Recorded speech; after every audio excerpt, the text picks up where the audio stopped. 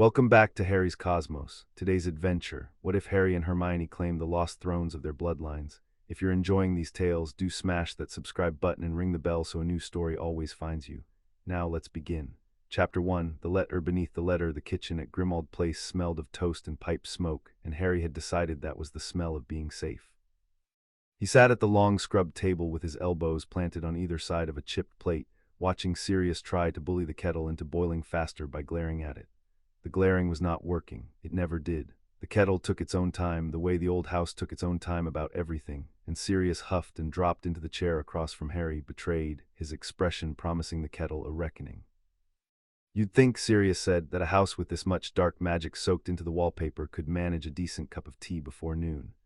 "You'd think the air of the house could learn the warming charm," said Hermione, without looking up. She had claimed the far end of the table at some point before dawn, the way she always did in summer, fortified behind 3 open books and a roll of parchment covered in her cramped, certain handwriting.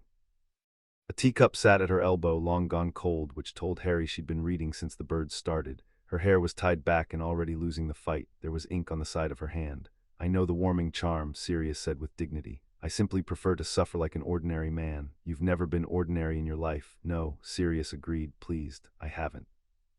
Harry pushed the toast rack toward Hermione without being asked, and she took a slice without looking up, and that small exchange of hands across the table was the most ordinary thing in the world and the thing he liked best about the mornings. 3 weeks now since term had ended. 3 weeks of waking in a house that did not lock him in, of Sirius's terrible jokes and Hermione's reading, and Remus coming round on Tuesdays with chocolate and the news. Harry had spent so many summers measuring time by how long until escape that he kept catching himself surprised that he wasn't counting anymore. He would be 17 in 9 days. He had checked that morning the way he kept checking, turning the number over to see if it felt different yet. "You're doing the thing," Hermione said. "What thing?" "The thing where you stare at the middle distance and go quiet, and then you decide you're being a burden and you start clearing plates that aren't finished." She turned a page. "I'm not finished." Harry took his hand off her plate. "Sorry, don't apologize, just leave the toast." A corner of her mouth moved, and she still hadn't looked up, and Harry found himself smiling at the top of her head.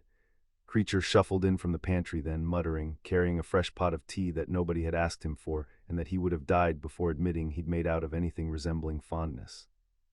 He set it down at Harry's elbow with a thump and a glare that had over the months softened into something that was at least adjacent to grudging loyalty. Harry had learned to say thank you to Creature in the same tone he'd used for Hermione, careful and even, and the old elf had learned to pretend he hated it. "Thank you, Creature. Master is welcome," Creature said in the voice of one announcing a death, and shuffled out. Sirius watched him go and shook his head. 3 months ago he was calling you a half-blood disgrace to the noble house of his fathers. "He still does," Harry said. "He just makes me tea while he's doing it." Progress. The tea was good. Harry poured for all 3 of them, because Sirius had given up on the kettle and Hermione would forget hers until it went cold again. And for a while there was nothing in the kitchen but the scratch of Hermione's quill, the rustle of Sirius's prophet, and the particular hush of a summer morning where nothing was required of anyone. Remus had told Harry once that this was what the First War had taught them all to treasure: the empty hours, the days when no one came to the door with bad news. Harry had not understood it then. He was beginning to. So when the owl came, Harry felt the morning change before he understood why. It was not Hedwig, and it was not one of the brown post owls that brought the prophet. It was an enormous tawny thing with a wingspan that filled the kitchen window, and it did not tap politely. It struck the glass once hard with the flat of its talons and waited, and the look in its yellow eyes was the look of a creature carrying something it had been instructed not to drop. Hermione looked up at last. Sirius set down his paper. The lazy good humor went out of his face between one breath and the next, and what replaced it was the face of a man who had grown up in a house like this one, who knew exactly what kinds of letters came on heavy wings and old paper. "That's a Gringotts owl," he said quietly. Harry rose and crossed to the window. When he opened it, the owl stepped in over the sill with a grave, deliberate dignity, more like a herald than a bird, and stuck out its leg. Tied to it was a single envelope, and the envelope was wrong in all the ways that mattered. It was not white, but the color of old bone. It was heavy, the paper thick as card and slightly furred at the edges, and it was sealed with a disc of blood red wax the size of a galleon, pressed with a device Harry didn't recognize. A tower and a lion quartered, ringed by words too small to read. He untied it. The owl did not wait for a treat or a reply. It looked at Harry once more, head tilted, with what he could only have called appraisal, and then it turned and went back out the window and was gone over the rooftops of London. "They never do that," Sirius said. He had come to stand at Harry's shoulder. "Gringotts owls wait for the answer, always. It's in their contracts, practically. That one delivered and left, which means there's no answer required." He paused. "Which means it's not a request." Harry turned the envelope over. His own name was written across the front in a hand he had never seen, narrow and old-fashioned, the ink so dark it had a sheen like wet stone, Mr. Harry James Potter. And beneath it, smaller, by writ of majority and the old acknowledgement. "I don't know what that means," Harry said. "Neither do I," said Sirius, and that, more than the seal or the bone-colored paper, was what made the back of Harry's neck go cold. Sirius Black had been raised on the law of the old families, the way other children were raised on nursery rhymes. There was very little in the architecture of wizarding inheritance that he hadn't had drummed into him at his mother's knee. For him to say he didn't know meant the thing in Harry's hands was older than the Blacks. Hermione had come around the table. She didn't reach for the letter. She read the front of it over Harry's arm, her eyes moving twice across the small words, and when she spoke her voice had gone careful and precise, which was how Harry knew she'd found something that mattered and had decided not to let it show on her face. "The old acknowledgement," she said. "I've seen that phrase once. In a footnote in Bathel de Bagshot, the unabridged edition, the one they don't put in the school library because half of it's been challenged by the ministry." She frowned. It was about the period before the Wisengamot, before the ministry, when there were still, she stopped and chose the next word with visible care, when there were still crowns. The kitchen was very quiet. "Open it," Sirius said. "Better to know." Harry broke the seal. The wax did not crack so much as part cleanly, releasing a faint scent of cold stone and something green, like the inside of an old church. The single sheet inside was the same bone color, and the writing on it was the same dark sheen, and it was short. "To Harry James Potter, in the 9th day before his coming of age, by writ of blood and the law that predates the ministry of magic, Gringotts Bank requests your presence at the appointed hour of your majority, that the rite of acknowledgement may be performed, and that which has slept may be wakened to its rightful name. Bring 2 witnesses of your trust, bring nothing else. What is owed to you cannot be carried in a vault. By the hand of Ragnok, keeper of the old ledgers, beneath the bank where the deep accounts are kept." Harry read it twice. The words arranged themselves into sentences, and the sentences refused to mean anything useful. "That which has slept," Hermione read aloud very softly, "wakened to its rightful name." She looked up at Harry and then at Sirius. "That's not a vault. They're not talking about money." "No," Sirius said. He'd gone pale under his stubble. "No, they're not." Harry put the letter down on the table on top of Hermione's books because his hands wanted something to do that wasn't holding it. "Then what are they talking about?" Sirius didn't answer at once. He pulled out a chair, the legs scraping loud in the silence, and sat down heavily and pushed both hands back through his hair. When he looked up, his gray eyes had the particular flatness of a man deciding how much truth a thing required. "There's a story," he said. "My grandfather told it to me once when he was very drunk and very angry, and he made me swear never to repeat it, which is why I'm about to repeat it." A ghost of his old humor there and gone, before the statute, before the ministry, before any of the things we think of as how the world works. The wizarding world wasn't one thing. It was a lot of small things. Houses, holdings, little sovereign patches, each one ruled by a wizard or a witch strong enough to hold it.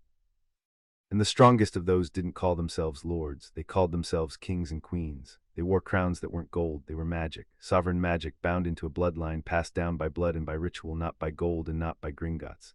And the deepest accounts in this bank, the ones below the dragons, below the oldest vaults, aren't full of money at all. They're full of crowns." He let out a breath. "That's the story. I always thought it was a story." Hermione had gone very still. "The footnote in Bagshot," she said. "It said the founders of Hogwarts weren't teachers first. It said they were sovereigns, that the school was built to end a war between them, the War of Crowns, and that afterward the crowns were sealed against the danger of their waking." She looked at the letter on her books, the lion and the tower bleeding red at the head of the page. "I thought it was a romantic flourish. Bagshot does that. She gets carried away." "Bagshot," Sirius said, "was never carried away in her life." Harry looked from one of them to the other. "You're saying," he said slowly, "that I'm being summoned to a bank to be acknowledged as the heir to a crown that's been asleep since before there was a ministry." "I'm saying," Sirius said, "that I don't know what they're saying, but the seal on that letter has a lion on it, and the only line that ever carried a lion that an old ledger would care about that I know of was Gryffindor's." He met Harry's eyes.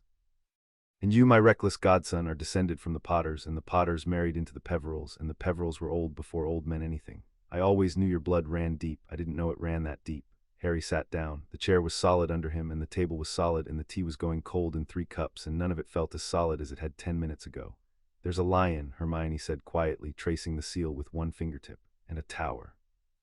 "Yes," said Sirius, "a lion for Gryffindor." She didn't take her finger off the wax. "What's the tower for?" Sirius opened his mouth and then closed it because he didn't know, and Harry watched a furrow appear between Hermione's brows, the particular one that meant a question had gone into her and would not come out until it was answered. Remus arrived an hour early that day, because Sirius had sent his patroness the moment Harry had read the letter aloud, a great silver wolf that had bounded out through the kitchen wall carrying Sirius's voice in its jaws. Remus came through the front door shaking rain off his coat, though it had not been raining when Harry last looked. The way summer in London couldn't make up its mind, and he came into the kitchen reading the letter before he'd taken his coat off. He read it standing up. He read it the way Hermione read things, twice and then a third time, and the lines around his eyes deepened with each pass. "Where did you say this came from?" he said. It wasn't a question. "An owl threw itself at the window," Sirius said. "Didn't wait for a reply. They never don't wait for a reply." Remus set the letter down with great care, the way a person sets down something that might be sharper than it looks. He looked at Harry for a long moment, and something moved behind his tired face, some old grief turning over. "James used to joke about it," he said. "At school, he'd say the Potters were the last kings of nowhere. It was a joke. His father said it, and his father before him, I think, a family saying. We were kings of nowhere, and we kept it. I always thought it meant they'd come down in the world. Old name, no throne, nothing left but the gold and the cloak." He paused. "I never once thought it meant there'd been a throne." Lily never said anything, Harry said. He hadn't meant for his voice to do what it did on his mother's name, but it did, and Remus heard it and didn't pretend not to. "Lily wouldn't have known," Remus said gently. "Muggle-born, she married into the name. James might not have known himself. If a thing's been sealed since before the Ministry, Harry, then it's been sealed since long before any Potter alive to teach it. The knowledge goes to sleep with the crown. That's rather the point of sealing it." He sat down across from Harry in Hermione's usual chair and folded his hands on the table. "What I want you to hear before anything else is this. You don't have to go. You're not obligated. A summons from Gringotts isn't a summons from the law. You can burn that letter and we'll never speak of it again, and you'll still be Harry, and you'll still be 17 in 9 days, and that'll be enough. It's always been enough." Harry looked at the letter, the lion and the tower, that which has slept. "What would happen," he said, "if I burned it?" Remus and Sirius exchanged a glance. It was Hermione who answered from the end of the table where she'd gone back to her books, the way she did when she needed to think with her hands busy. "Nothing," she said, "and everything." She looked up. "Nothing in that no one would force you. There's no one left to force you. But everything in that something that's been asleep for 1,000 years. Just put your name in a letter, Harry. It knows you exist. It's awake enough to write to you. Things don't go back to sleep just because we prefer them to." She closed the book. "And there's the tower. I have to know what the tower is. I'm sorry. I know that's not a good reason for you to walk into a bank vault that predates the Ministry. But it's my reason, and I'd rather you knew it than not." Harry looked at her for a long moment. She held his gaze steady, ink on her hand and her hair coming loose and her chin up in the way that meant she'd decided something and wasn't going to be talked out of it. "All right," he said. "I'll go on the 9th day, my majority." He looked at the letter. "It says bring 2 witnesses of my trust." He looked at Sirius and Remus, and then his eyes went last and longest to Hermione and stayed there. "I want you 3 to know I'd bring all of you if I could, but it says 2. "Take Hermione," Sirius said immediately. Harry blinked. "Sirius, no, listen." Sirius leaned forward, elbows on the table, suddenly serious in a way that sat oddly on him. "Whatever this is, it's old law, and old law is treacherous, and old law rewards people who notice things. I'm useless with notice. I see a door, I kick it. Mooney's better, but Mooney's tired and the moon's near. You want the person at your side who reads footnotes nobody else reads. You want the person who saw the tower on the seal before either of us did and hasn't stopped thinking about it since." He sat back. "Take Hermione. Take me as the second if you want a wand at your back, but take her first. She'll keep you alive in a room full of words better than I ever could in a room full of curses." Harry looked at Hermione again. She had gone slightly pink and was pretending to be very interested in the spine of her book, and she said to the book, "I'd come. Obviously I'd come." "Obviously," Harry said, and felt the morning settle a little, felt the cold at the back of his neck ease, because whatever the lion and the tower turned out to mean, he wasn't going to meet it alone, and somehow that arranged the whole impossible thing into something he could carry. The 9 days passed both too slowly and far too fast. Hermione read everything. She turned Grimmauld Place inside out, descending on the Black family library with the focus of a curse breaker and emerging each evening with dust in her hair and a longer list of questions. The Blacks, it turned out, had collected books on sovereign magic the way some families collected silver, out of vanity, because a house that wished to be thought ancient wanted ancient things on its shelves. Most of it was useless. Some of it was worse than useless, the kind of dark, gloating heraldry that made Hermione's mouth go thin. But here and there she found a true thing, half buried in the boasting, and she wrote each one down. "It's all consistent," she told Harry on the 7th evening, spreading her parchment across the kitchen table while Sirius cooked something that was mostly going to be edible. "That's what's frightening. It's not one mad book. It's a dozen books that disagree about everything except the bones." There were sovereign houses, there were crowns of bound magic. The 4 who founded Hogwarts were the 4 greatest of them, the last great sovereigns, and they fought and they made the school to stop fighting, and afterward the crowns were sealed by an agreement of the houses in the new courts. Sealed, not destroyed. They couldn't be destroyed. The magic doesn't allow it. A sovereign crown can only pass to blood or sleep. She tapped the parchment. And there's a recurring line in 4 different books. "Crown sleeps until its blood is of age. Harry, you're going to be of age in 2 days." Harry leaned over the parchment. Her handwriting filled it, cross-referenced, annotated arrows running between sources. He found, looking at it, that the part of him that had spent the week with a stone in his stomach had gone quiet, because here was the thing made legible, here was the whole impossible shape of it pinned down on paper by the one person he trusted most to pin impossible things down. "The tower," he said. "Did you find the tower?" Her quills stilled. "No," she said, "that's the only thing I haven't found," and the furrow came back between her brows deeper than before. On the morning of the 31st of July, Harry Potter turned 17. He woke to it the way you wake to a change in the weather before you've opened your eyes, knowing something was different in the air of the room. He lay still a moment in the gray London light and took stock, and found that he felt exactly the same and entirely altered, both at once, the way the house always managed both at once. Then he got up and washed and dressed in the good robes Hermione had insisted he buy, dark and plain and well cut, and went down to a kitchen that smelled of bacon and of the candles Sirius had stuck into a stack of crumpets in lieu of a cake. "Happy birthday," they said, all three of them, Sirius and Remus and Hermione, and for a moment the lion and the tower were nowhere, and Harry stood in the doorway of the warm, bright kitchen with the people he loved looking at him, and let himself stand in it and want nothing else. There were presents: a practical knife from Sirius that did things a knife shouldn't be able to do. A book from Remus, of course, on defensive magic, inscribed in his careful hand, for when reading footnotes isn't enough. From Hermione, a watch. He turned it over in his hands. It was old, the gold worn soft at the edges, the face a clean white moon behind glass gone slightly cloudy with age, the numerals a kind he didn't recognize. On the back an engraving almost worn away. "It's traditional," Hermione said too quickly, in the voice she used when she'd done something kind and was braced to be embarrassed about it. "A watch when a wizard comes of age. Ron's brothers all got one. I asked Mrs. Weasley. I know it's second-hand, I found it in a shop in Diagon, but it's a good one, it keeps proper wizarding time, it shows the phases of the—" She stopped. "Anyway, happy birthday." Harry looked at the watch and then at her, and could not for a moment make any words at all. He had never in his life been given a thing because it was traditional that a person who was loved should be given it. He turned it over again so he wouldn't have to let his face do whatever it was about to do, and read the worn engraving on the back, and his voice when it came was rough. "What does it say?" "The engraving." Hermione had clearly already read it in the shop and had clearly already decided it was a sign and was clearly not going to say so out loud. "It's old," she said. "It's hard to make out. I think it says tempus non perdem." She cleared her throat. "I will not waste the time." Harry put it on. It fit. The weight of it on his wrist was strange, and then in the space of a breath was simply his. The way Hermione's hand reaching across the table for toast was simply his. "Thank you," he said, and looked up and made himself say the rest of it, because he had learned in this house that you said the things. "I mean it. Of everything anyone's ever given me, thank you." She went pink to the ears and looked at the table and said, "You're welcome," to the crumpets, and Sirius cleared his throat loudly and said something about the bacon burning, which it wasn't, and the moment folded itself gently away into the morning where the good moments were kept. They went to Gringotts at noon. Diagon Alley in high summer was oppressive heat and noise, witches in thin robes haggling at the apothecary, children dragging at their parents toward the broom shop, the smell of melting ice cream and warm cobblestones. Harry walked through it between Sirius and Hermione with his hood up, not for grandeur, but because his face was his face and he'd learned what it cost to be recognized. No one looked twice. They were three people walking to the bank, the most ordinary thing in the world. Gringotts rose white and crooked at the head of the alley, its bronze doors thrown open, its goblin guards motionless in scarlet and gold.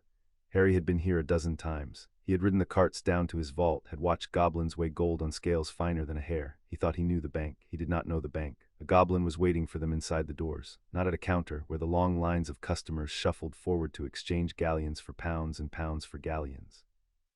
Stood apart in the cool shadow of a marble pillar, and he was dressed differently from the others, in dark robes worked at the cuff and collar with a thread that was neither gold nor silver but seemed to hold the color of old iron. He was very old. His face was a map of folds, and his eyes, when they found Harry's, were black and bright and patient in a way that made the hair on Harry's arms lift. "Mr. Potter," the goblin said. His voice was low and dry, like stone settling. "You are punctual. The deep accounts respect punctuality. I am Ragnarok, keeper of the old ledgers. You received my writ." "I did," Harry said, "and these are your witnesses of trust." Ragnarok's black eyes moved to Sirius, weighed him, moved on, and came to rest on Hermione, and stayed there a beat longer than they had on Sirius, which Harry noticed and didn't understand and tucked away to think about later. "Sirius Black," Harry said, "and Hermione Granger." "Granger," Ragnarok repeated. He did not say it the way a person repeats a name they have just heard. He said it the way a person turns over a coin to check the stamp. Then he inclined his head once and turned. "Come, down is a long way." Down was a long way. He led them not to the carts, but to a door behind the carts, an iron door without a handle, and he laid his palm flat against it and spoke to it in gobbledygook, low and rapid, and the iron flowed aside like water finding a drain. Beyond it was a stair. Not a cart track, a stair, cut into the living rock and spiraling down into the dark, lit at long intervals by sconces that held not fire but a steady, cold, blue-white light that came from no flame Harry could see. They went down, and down. The air grew cool and then cold and then took on the green stone smell that had come off the wax seal, and Harry understood that the smell had been a kind of promise, the way the watch had been. They passed doors in the rock, dozens of them, each one sealed and unmarked, and Harry felt them as he passed, felt each one as a kind of weight, a pressure against his skin like standing too close to a great quiet animal. The dragons are above us now, Ragnarok said without turning. We are below the dragons. Few living things have been below the dragons. Mind the seventh stair from each landing. It remembers the old kings, and it does not always agree to be a stair. Hermione behind Harry made a sound that in a calmer person would have been a gasp, and in Hermione was the small choked noise of a mind being handed everything it had ever wanted and not trusting its own hands to hold it. Harry reached back without thinking and found her hand and squeezed it once and let go, and heard her steady her breathing, and they minded the seventh stair. At the bottom there was a hall. It was not large in the way the marble lobby above was large, with its high ceilings and its ostentation. It was large in the way a cathedral is large, or a cave, or the inside of a mountain. The blue-white light pooled in it and lost itself in the dark above, where no ceiling could be seen. The floor was black stone polished to a mirror, so that Harry walked across the reflection of a darkness he couldn't see the top of. And at the center of the hall stood a single object, a lectern of black iron, and on the lectern a book. It was the largest book Harry had ever seen. It lay open. Its pages were not paper but something paler and finer, vellum perhaps, and they were covered edge to edge in writing in 100 hands and a dozen languages, lines and lines of names, generations of names, the ink of the oldest gone brown and the newest still black and wet-looking in the cold light. The old ledger, Ragnarok said, and for the first time something like reverence moved in his dry voice. Older than the bank that keeps it. The bank was built around it, Mr. Potter, not the other way. Every sovereign line that ever held a crown of bound magic is written here, from the first king to the last sleeping heir. It cannot be falsified, it cannot be bribed. It records only what is true, and it records the truth whether or not the truth is convenient. His black eyes found Harry's. You are about to learn whether the truth is convenient. What do I do? Harry said. His voice came out steadier than he'd expected. You give it your blood, and you give it your name, and you let it answer. Ragnarok produced from his sleeve a knife, slender and black, its blade no longer than a finger. One drop on the open page, then your full name spoken, with no falsehood in it and nothing held back. The ledger will do the rest, if there is a rest to do. If there is not, you will have cut your hand for nothing, and we will bind it, and you will go home no poorer and no richer than you came. He held out the knife handle first. Decide now, Mr. Potter. The ledger does not like a divided will. Harry looked at the knife. He looked at the book, the impossible book, the names of dead kings. He looked back once at Sirius, who gave him a single grave nod, and at Hermione, who had gone white in the cold light, her eyes huge, her hand pressed flat against her chest as though to keep something in place, and who met his eyes and said very quietly, I'm here. Whatever it says, I'm right here. Harry took the knife. He drew it across the pad of his thumb. It bit cleaner and deeper than its size should have allowed, and a bead of blood welled up dark in the blue light, and he held his hand over the open page and let it fall. The drop struck the vellum and did not spread the way a drop of blood spreads on a page. It held its shape, a perfect dark circle, and then it sank, vanishing into the page as though the page had drunk it. Your name, Ragnarok said. Harry James Potter, Harry said. For a moment nothing happened. The hall was silent. The cold blue light held steady. Harry's thumb throbbed, and he thought, with a strange flat clarity, that Ragnarok had been right, that he had cut his hand for a story, and that the stone in his stomach had eased, and that something else had shifted in under it that he didn't have a name for. Then the page turned itself. It turned without a hand, the great vellum leaf lifting and falling with a sound like a slow, indrawn breath, and then another and another, the book paging backward through its own centuries, faster and faster, the brown ink and the black ink blurring, the dead kings flickering past, back and back and back, until it stopped. It stopped hard, with a sound like a door closing in a deep house, on a page near the very front, where the ink was the brown of old blood, and the hand was a hand that no living person had ever seen write. And a name on that page began to glow. It did not glow gold or silver. It glowed the deep, banked red of a coal under ash, and the red ran out from the single name along the page in branching lines, a river of light finding its old channels, down through the generations, name to name to name, lighting each as it passed. 1,000 years of descent kindling one link at a time, faster as it came forward, faster, until it reached the bottom of a page that was no longer the same page, that had become the newest page, the wet black page. And there at the very end of the long red river of the dead, it lit one final name, and the name was Harry James Potter, and above it, at the head of the page, the source of the river, the first name, the founding name, blazed up bright and terrible and clear. Godric Gryffindor. Sirius made a sound. Harry didn't look at him. He couldn't look away from the book. So Ragnar said softly, and there was no surprise in it, only a deep and ancient satisfaction, the satisfaction of a keeper of accounts watching an account at last come due. The lion is not extinct. The burning seat has an air of age. It has been a long sleep, Mr. Potter. He bowed, low, lower than Harry had ever seen a goblin bow to anyone.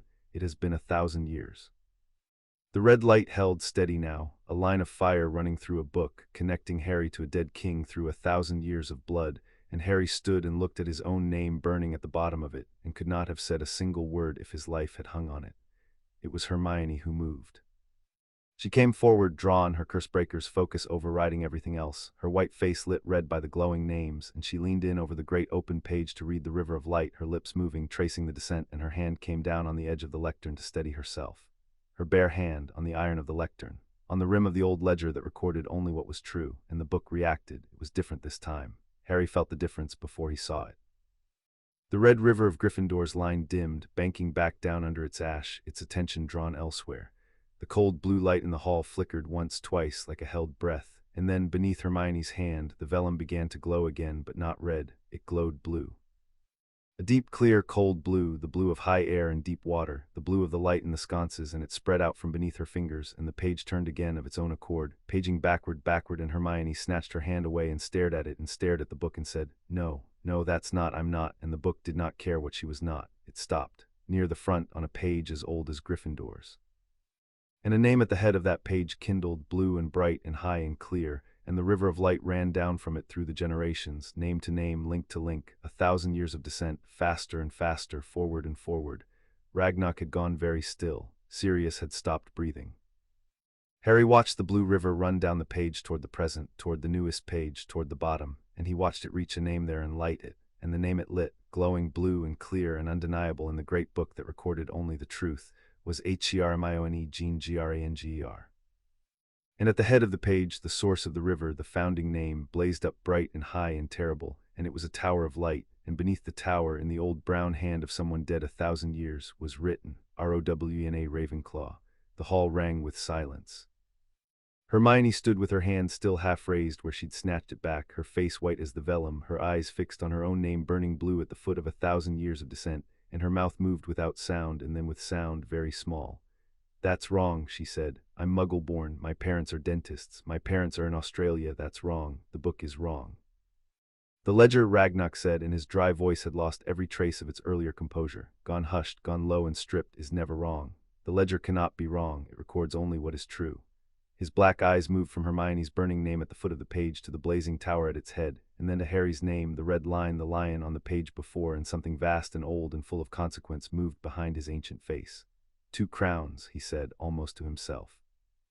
In one generation, brought down the deep stair together on the same hour, on the same blood quill's bite, the lion and the tower, Gryffindor and Ravenclaw. He looked up at the two of them, and Harry had the distinct and dizzying sense of being looked at by something that had been waiting a very long time and had just seen the first edge of what it had been waiting for.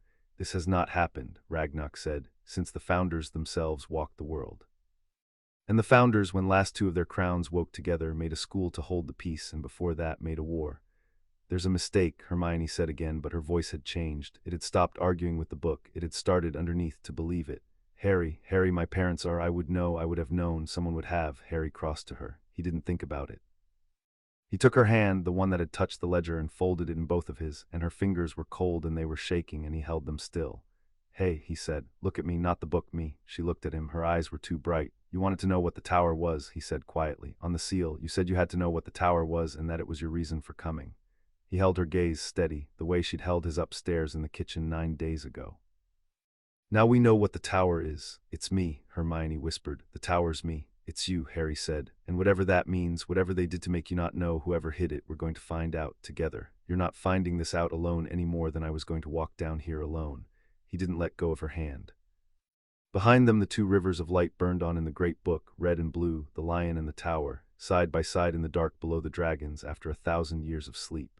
"I came down here to find out I was someone's heir," Harry said. "I never once thought you'd be standing next to me finding out the same thing, but I'm glad it's you. If it had to be anyone standing next to me at the bottom of the world, I'm glad past anything that it's you."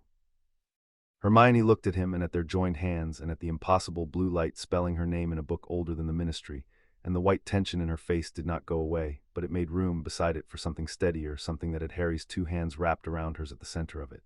All right, she said, and her voice steadied on the word, the way it always did when she decided to face a thing instead of flinch from it. All right, then we find out, together. Above them, far above, below the dragons and below the deep stair, Ragnak the keeper of the old ledgers closed the great book with both hands, gently, the way one closes a thing one would rather not wake further, and the red light and the blue light went out together, and the hall returned to its cold, patient blue, and the keeper turned to the two children who had come down his stair as an orphan and a muggle-born girl and would not, he understood now, be leaving as either. Come up, Ragnak said. Both of you, there's a great deal you do not know, and now that the ledger has woken, you do not have the luxury of learning it slowly. There are others who watch the deep accounts. There are others who will know by tomorrow that two crowns have stirred. His black eyes glittered in the dark. And there is one, Mr. Potter, Miss Granger, who has spent a long time hunting for exactly this. Come up.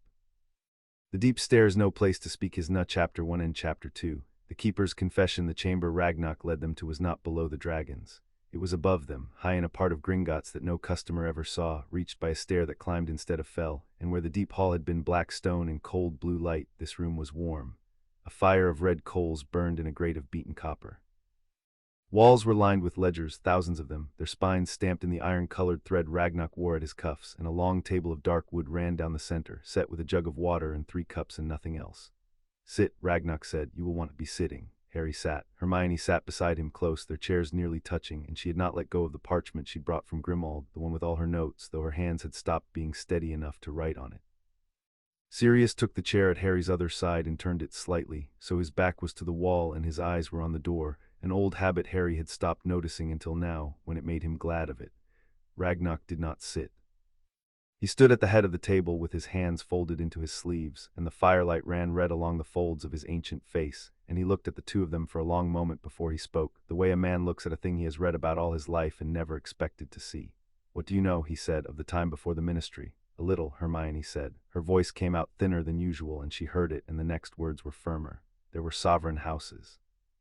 Wizards and witches who ruled magical holdings. The 4 founders of Hogwarts were the greatest of them. They quarreled. The school was built to end the quarrel. The crowns were sealed afterward. She paused. That's the bones of it. I don't have the flesh. No one has the flesh, Ragnak said. The flesh was burned on purpose. That is what I am going to give you, and I give it to you knowing that the giving of it is itself a kind of danger, because knowledge of this sort has only ever been kept by men who believed they alone could be trusted with it.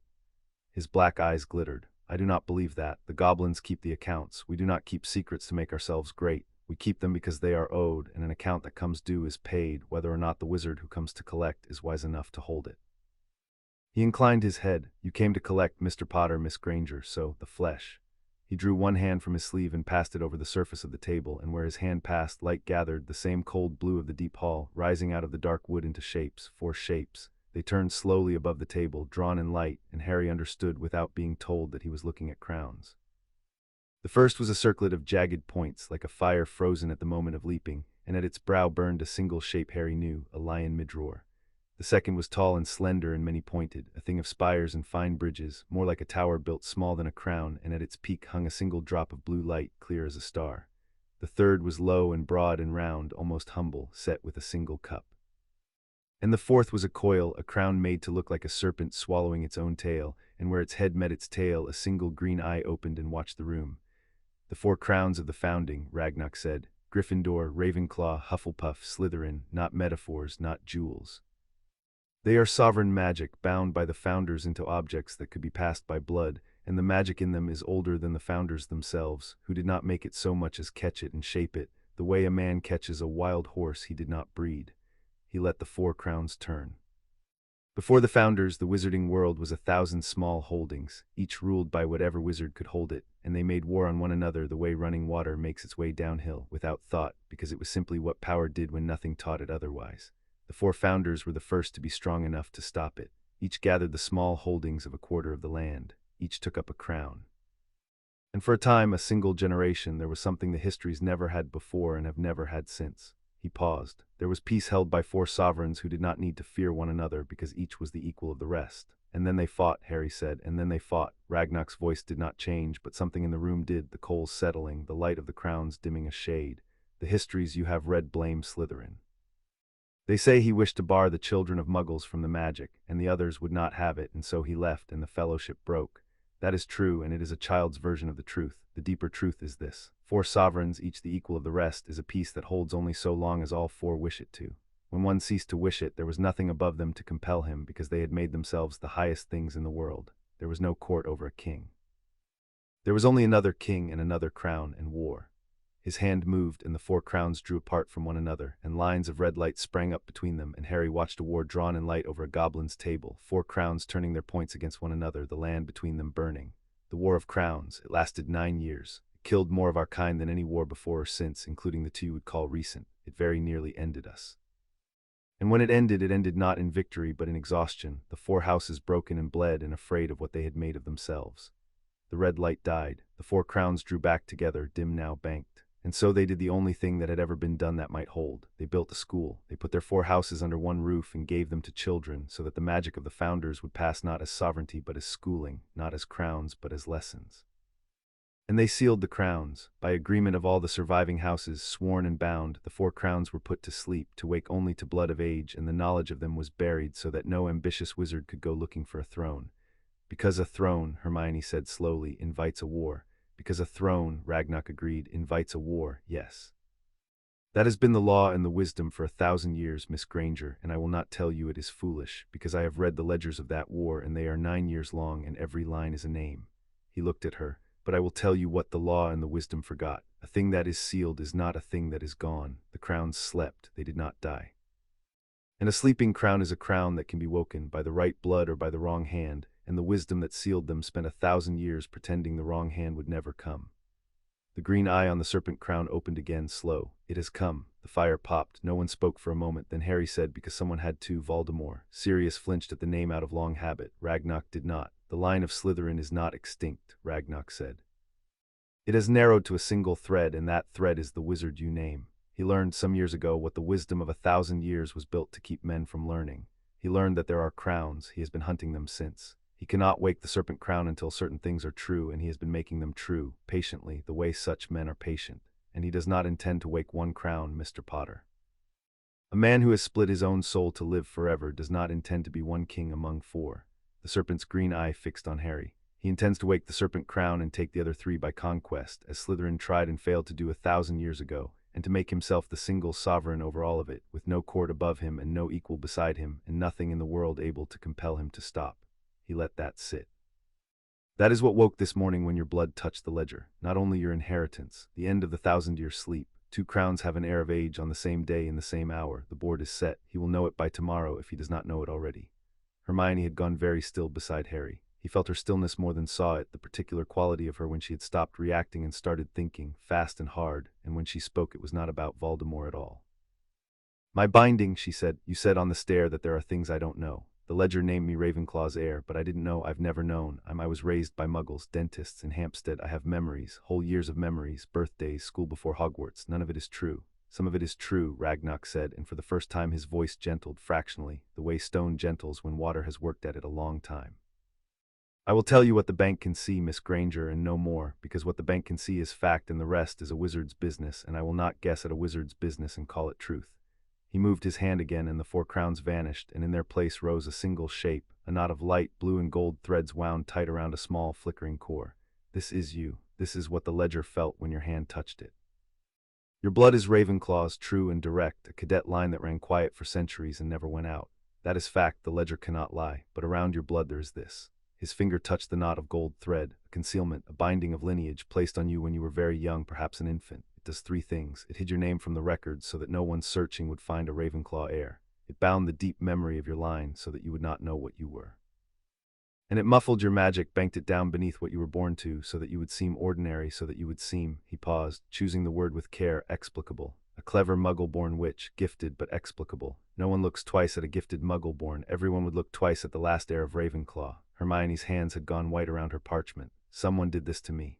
Someone did this to you, Ragnock said. Deliberately and with great skill and at great cost, because a binding strong enough to hide a crown line is not a charm a hedge wizard casts of an afternoon. It requires an anchor.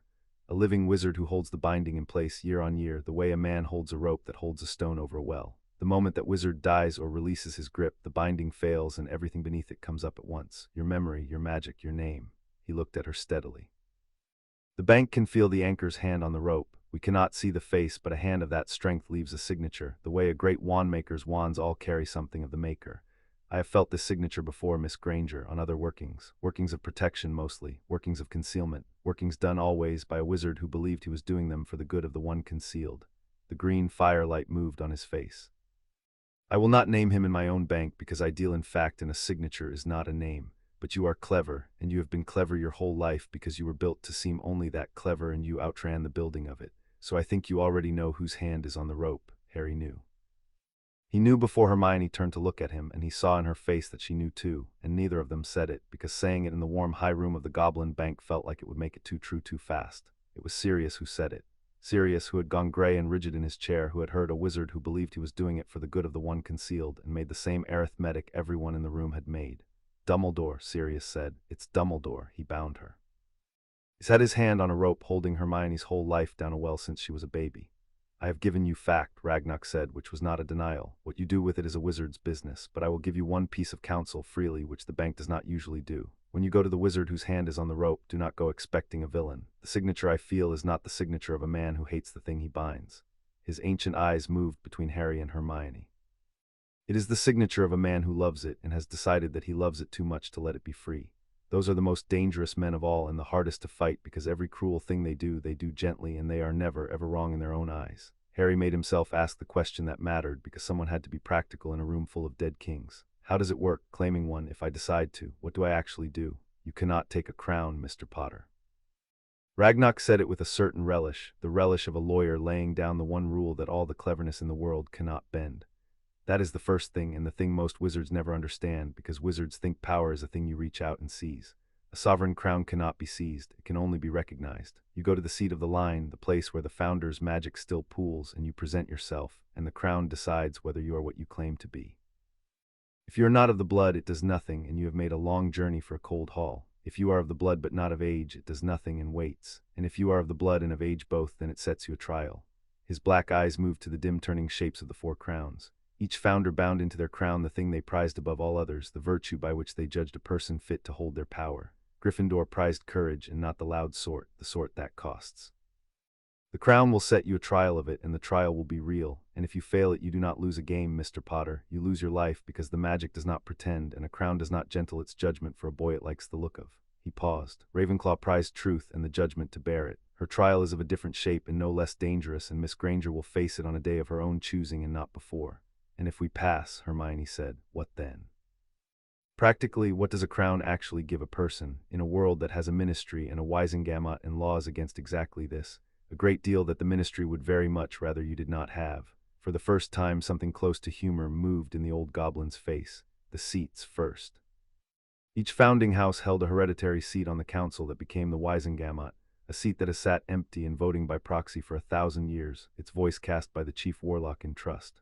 When a true heir is acknowledged, the proxy ends and the seat wakes and it is yours, and no law the ministry has passed since can take it from you, because all those laws were passed by a body that holds your seat only because you were not there to hold it. The estates, second.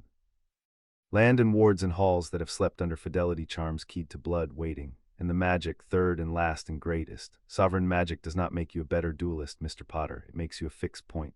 Oaths sworn to you bind harder, wards raised by you stand longer. Those who follow you of their free will are strengthened in the following, and those who break faith with you are weakened in the breaking. It is the magic of loyalty made law. It is why 4 of them once held the whole island, and why 1 of them alone could never hold it against the other 3. He let the 4 crowns turn. 3 of the 4 are accounted for now this morning. The lion has an heir, the tower has an heir, the serpent has its hunter, that leaves 1. Hufflepuff, Hermione said. The cup. Ragnarok inclined his head toward the low, broad, humble crown with its single vessel. Helga's line is believed extinct. Believed, Miss Granger, the bank does not deal in belief, and the ledger has not been asked the question in 300 years because no one living thought to ask it. Her crown does not sleep in a vault. It was given at the ceiling into the keeping of Gringotts itself, held in trust against the day an heir is found or the world has need of it. We have kept it 1,000 years. We keep it still. His black eyes glittered. I tell you this so that you understand the shape of the board, and so that you understand the one piece on it that is not yet in any hand. Remember the cup when the time comes. A neutral crown held in honest trust is a rare thing in a war, and the goblins have not forgotten that Helga Hufflepuff was the only one of the 4 who ever treated our kind as something other than clever beasts to be managed. He drew his hand back across the table, and the 4 crowns sank into the dark wood and were gone.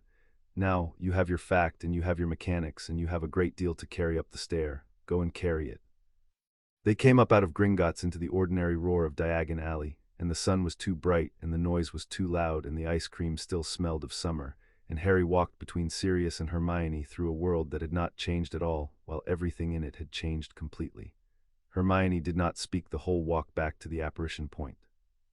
She held her parchment of useless notes, and she looked straight ahead, and Harry walked close enough that their shoulders brushed at every other step, not saying anything either, because he had learned that there were silences you sat in with a person and silences you tried to fill, and this was the first kind. At the apparition point she finally turned to him, and her eyes were dry and very bright, and she said, "I have to find out if they're real. My parents, the Grangers. Whether I was given to them or whether they were made to think." She stopped. "I have to know what's real about my own life, Harry, before anything else, before crowns or wars or any of it. I have to know whether the people I sent to Australia to keep them safe are my parents or a story someone told me." "Then that's what we find out first," Harry said, "before crowns, before any of it." He meant it, and she heard that he meant it, and some fraction of the rigidity went out of her shoulders, and she nodded once and took his arm, and Sirius took his other side, and they turned on the spot into the squeezing dark and came out in the hall of Grimmauld Place. Remus was waiting. He had clearly been waiting a while. There was a cold cup of tea by his elbow, and the wireless was muttering to itself in the corner, and he stood the moment they appeared, reading their faces, and what he read there made him go still. "Tell me," he said, so they told him. Sirius told most of it, pacing the kitchen, his hands carving the 4 crowns out of the air, the War of Crowns, the ceiling, the school. Harry told the part about the ledger, the Red River and the Blue River, his name and Hermione's. And then there was the part that had to be told, and Harry looked at Hermione, and she lifted her chin and told it herself, in a flat, clear voice that did not shake because she would not let it. "I'm Ravenclaw's heir," she said, "by blood, true blood, and someone bound it when I was a baby, bound my name, my memory, my magic, made me into a clever muggle-born girl so no one would look twice, and the goblins can feel whose hand did it." She looked at Remus. It was Dumbledore. They couldn't say his name, but it was Dumbledore. "It's been Dumbledore my whole life," the wireless muttered. The kettle, untended, had gone cold. Remus sat down slowly in his chair, and he put his face in his hands for a moment, and when he took them away he looked older than the moon ever made him. "He came to the Order once," Remus said quietly, "years ago, before any of you were at school. He said, I remember it, I didn't understand it then. He said that the worst dangers were not the ones that announced themselves, but the ones that slept, and that a wise man spent his life walking the borders of the things that slept, making sure they were not woken by fools." He shook his head slowly. "I thought he meant the dark arts. I thought he was being Dumbledore talking in riddles. I never thought he meant a child in Hampstead. I never thought he meant Hermione." Creature came in without being called. He did it the way he had taken to doing things lately, sidelong, muttering, refusing to meet anyone's eye, and he set down a plate of bread and cold chicken and a jar of Mrs. Weasley's pickle in the middle of the table among Hermione's notes, and then a second plate, and then after a hesitation, a small dish of the treacle tart that he knew, because elves know everything that happens in a house, was the thing Harry reached for when a day had gone wrong. He set the tart at Harry's elbow. He glared at it. Then he looked at Hermione, the muggle-born girl he had spent 2 years refusing to serve, and something worked in his ancient face, and he moved the dish 6 inches to the left so that it sat between her and Harry both. "The mistress of the tower will eat," Creature announced to the room in the tone of a verdict, and shuffled out before anyone could answer. Hermione looked at the tart. Then she made a sound that was halfway between a laugh and the thing a laugh becomes when there is too much underneath it, and Sirius reached over and tore the bread in half and put a piece in her hand, and folded her fingers around it the way you do for someone who has forgotten that hands are for holding things, and Remus poured her tea that was, for once, actually warm, and for a moment the kitchen did the thing it was best at. It was to be a place where people who were not related by blood fed one another anyway, because the feeding was the family and the blood was beside the point. Harry ate a forkful of the tart he did not want and found that he wanted the next one, and across the table Hermione ate the bread, and the worst of the white had gone out of her knuckles by the time she set it down. "He gave me the time turner," Hermione said. Her voice cracked finally on that, and she pressed on through the crack. "In 3rd year. He gave it to me himself. He looked at me and decided I could be trusted with a time turner, and the whole time he had his hand on a rope holding my life down a well, and he never said. He let me think I was muggle-born. He let me." She stopped. She put both hands flat on the table, the way she did when she needed something solid. "I'm not angry that I'm Ravenclaw's heir. I could learn to carry that. I'm angry that he decided for me, for years. That a grown man looked at a baby and decided that baby didn't get to know what she was, and then watched her grow up not knowing and called it kindness. That was the one named thing Harry let stand in the whole long evening, the one word allowed out into the warm kitchen and not turned into something else because it was true and because she had earned it. Angry. She was angry. She had every right in the world to be, and Harry was not going to be the one to tell her to render it more gently. He reached across the table and put his hand over both of hers, the way he had at the bottom of the bank, and she let him. Then we ask him, Harry said. We don't go in shouting, we don't burn the letter and pretend. We sit him down at this table in this house and we make him say it to your face, and then we decide what we do. He looked around the kitchen, at Sirius rigid by the stove, at Remus Gray in his chair, at Hermione's white knuckles under his hand. All of us, together.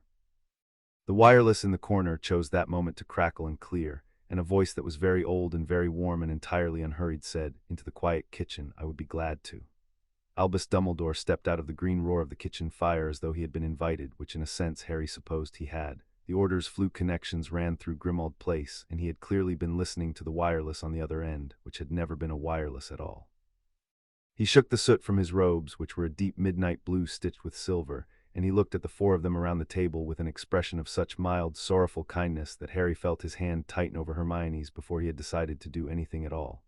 Please, Dumbledore said, don't get up. I have intruded on a private grief, and I will not compound it by standing on ceremony.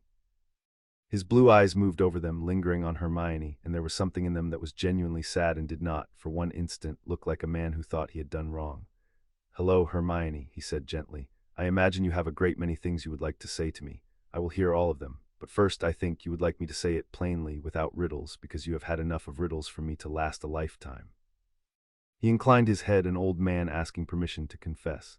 May I sit? Sirius said, no. At the same moment Harry said, yes. They looked at each other. Sirius's jaw worked. Then he stepped back from the stove and dropped into his chair and folded his arms, his gray eyes never leaving Dumbledore. A guard dog told to stand down who had not, in any sense that mattered, stood down. Dumbledore sat.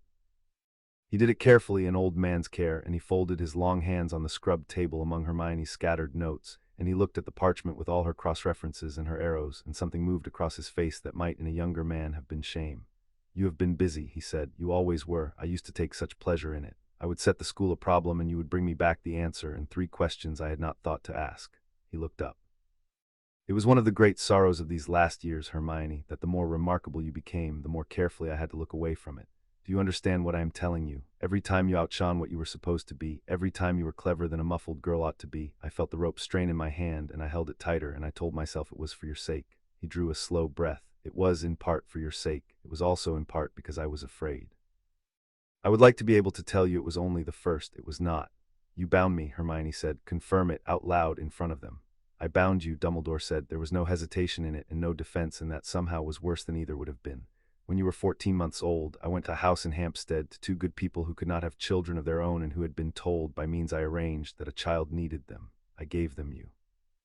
And I laid upon you a binding of lineage, the deepest I have ever cast, and I have held it every day of your life since, and I will tell you exactly why, and you will not like the reason, and the reason will not be a lie. He looked at her steadily, the warmth in his face gone hard underneath, a riverbed under summer water, because you are the last heir of Rowena Ravenclaw, because a crown sleeps in the deep of Gringotts with your name on it. And because I have read the ledgers of the War of Crowns, every line, every name, 9 years of names, and I swore on the grave of someone I loved that I would not see it come again. Not while I drew breath, not for any heir, however innocent, not for you. That wasn't yours to decide, Harry said. No, Dumbledore agreed and turned the full weight of those blue eyes on Harry, and there was steel in them now, undisguised, the steel that had always been there under the lemon drops and the twinkle, the steel that had decided the fates of half the people in this kitchen without asking them.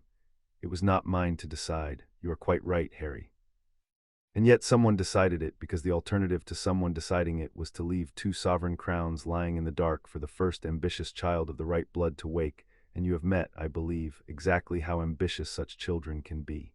He did not say Voldemort's name. He did not have to. I have spent my life making decisions that were not mine to make, because the men whose decisions they properly were dead, or absent, or not yet born, or were children I loved too much to burden. I do not ask you to forgive it. I ask you only to understand that I did not do it idly, and I did not do it for power, and I would, knowing everything, do it again. He paused, which is precisely why you are right not to trust me. A man who would do it again is a man you must watch. The kitchen was silent, the coals ticked in the grate. Harry looked at this old man he had loved and trusted for 6 years, this old man who had just confessed to a thing both monstrous and in some chamber of his reasoning that Harry could not reach and did not want to, almost defensible, and he found that the thing he felt most was a kind of vertigo, the ground he had stood on tilting. I'm going to claim it, Harry said. The crown, Gryffindor's, you should know that going in. I know, Dumbledore said softly. I knew the moment the bank's owl found you, because I felt the seal break on the deep accounts the way you would feel a tooth crack. I have spent the day deciding what to do about it." He spread his old hands. "And I have decided to do the only thing left to a man who has run out of ropes to hold.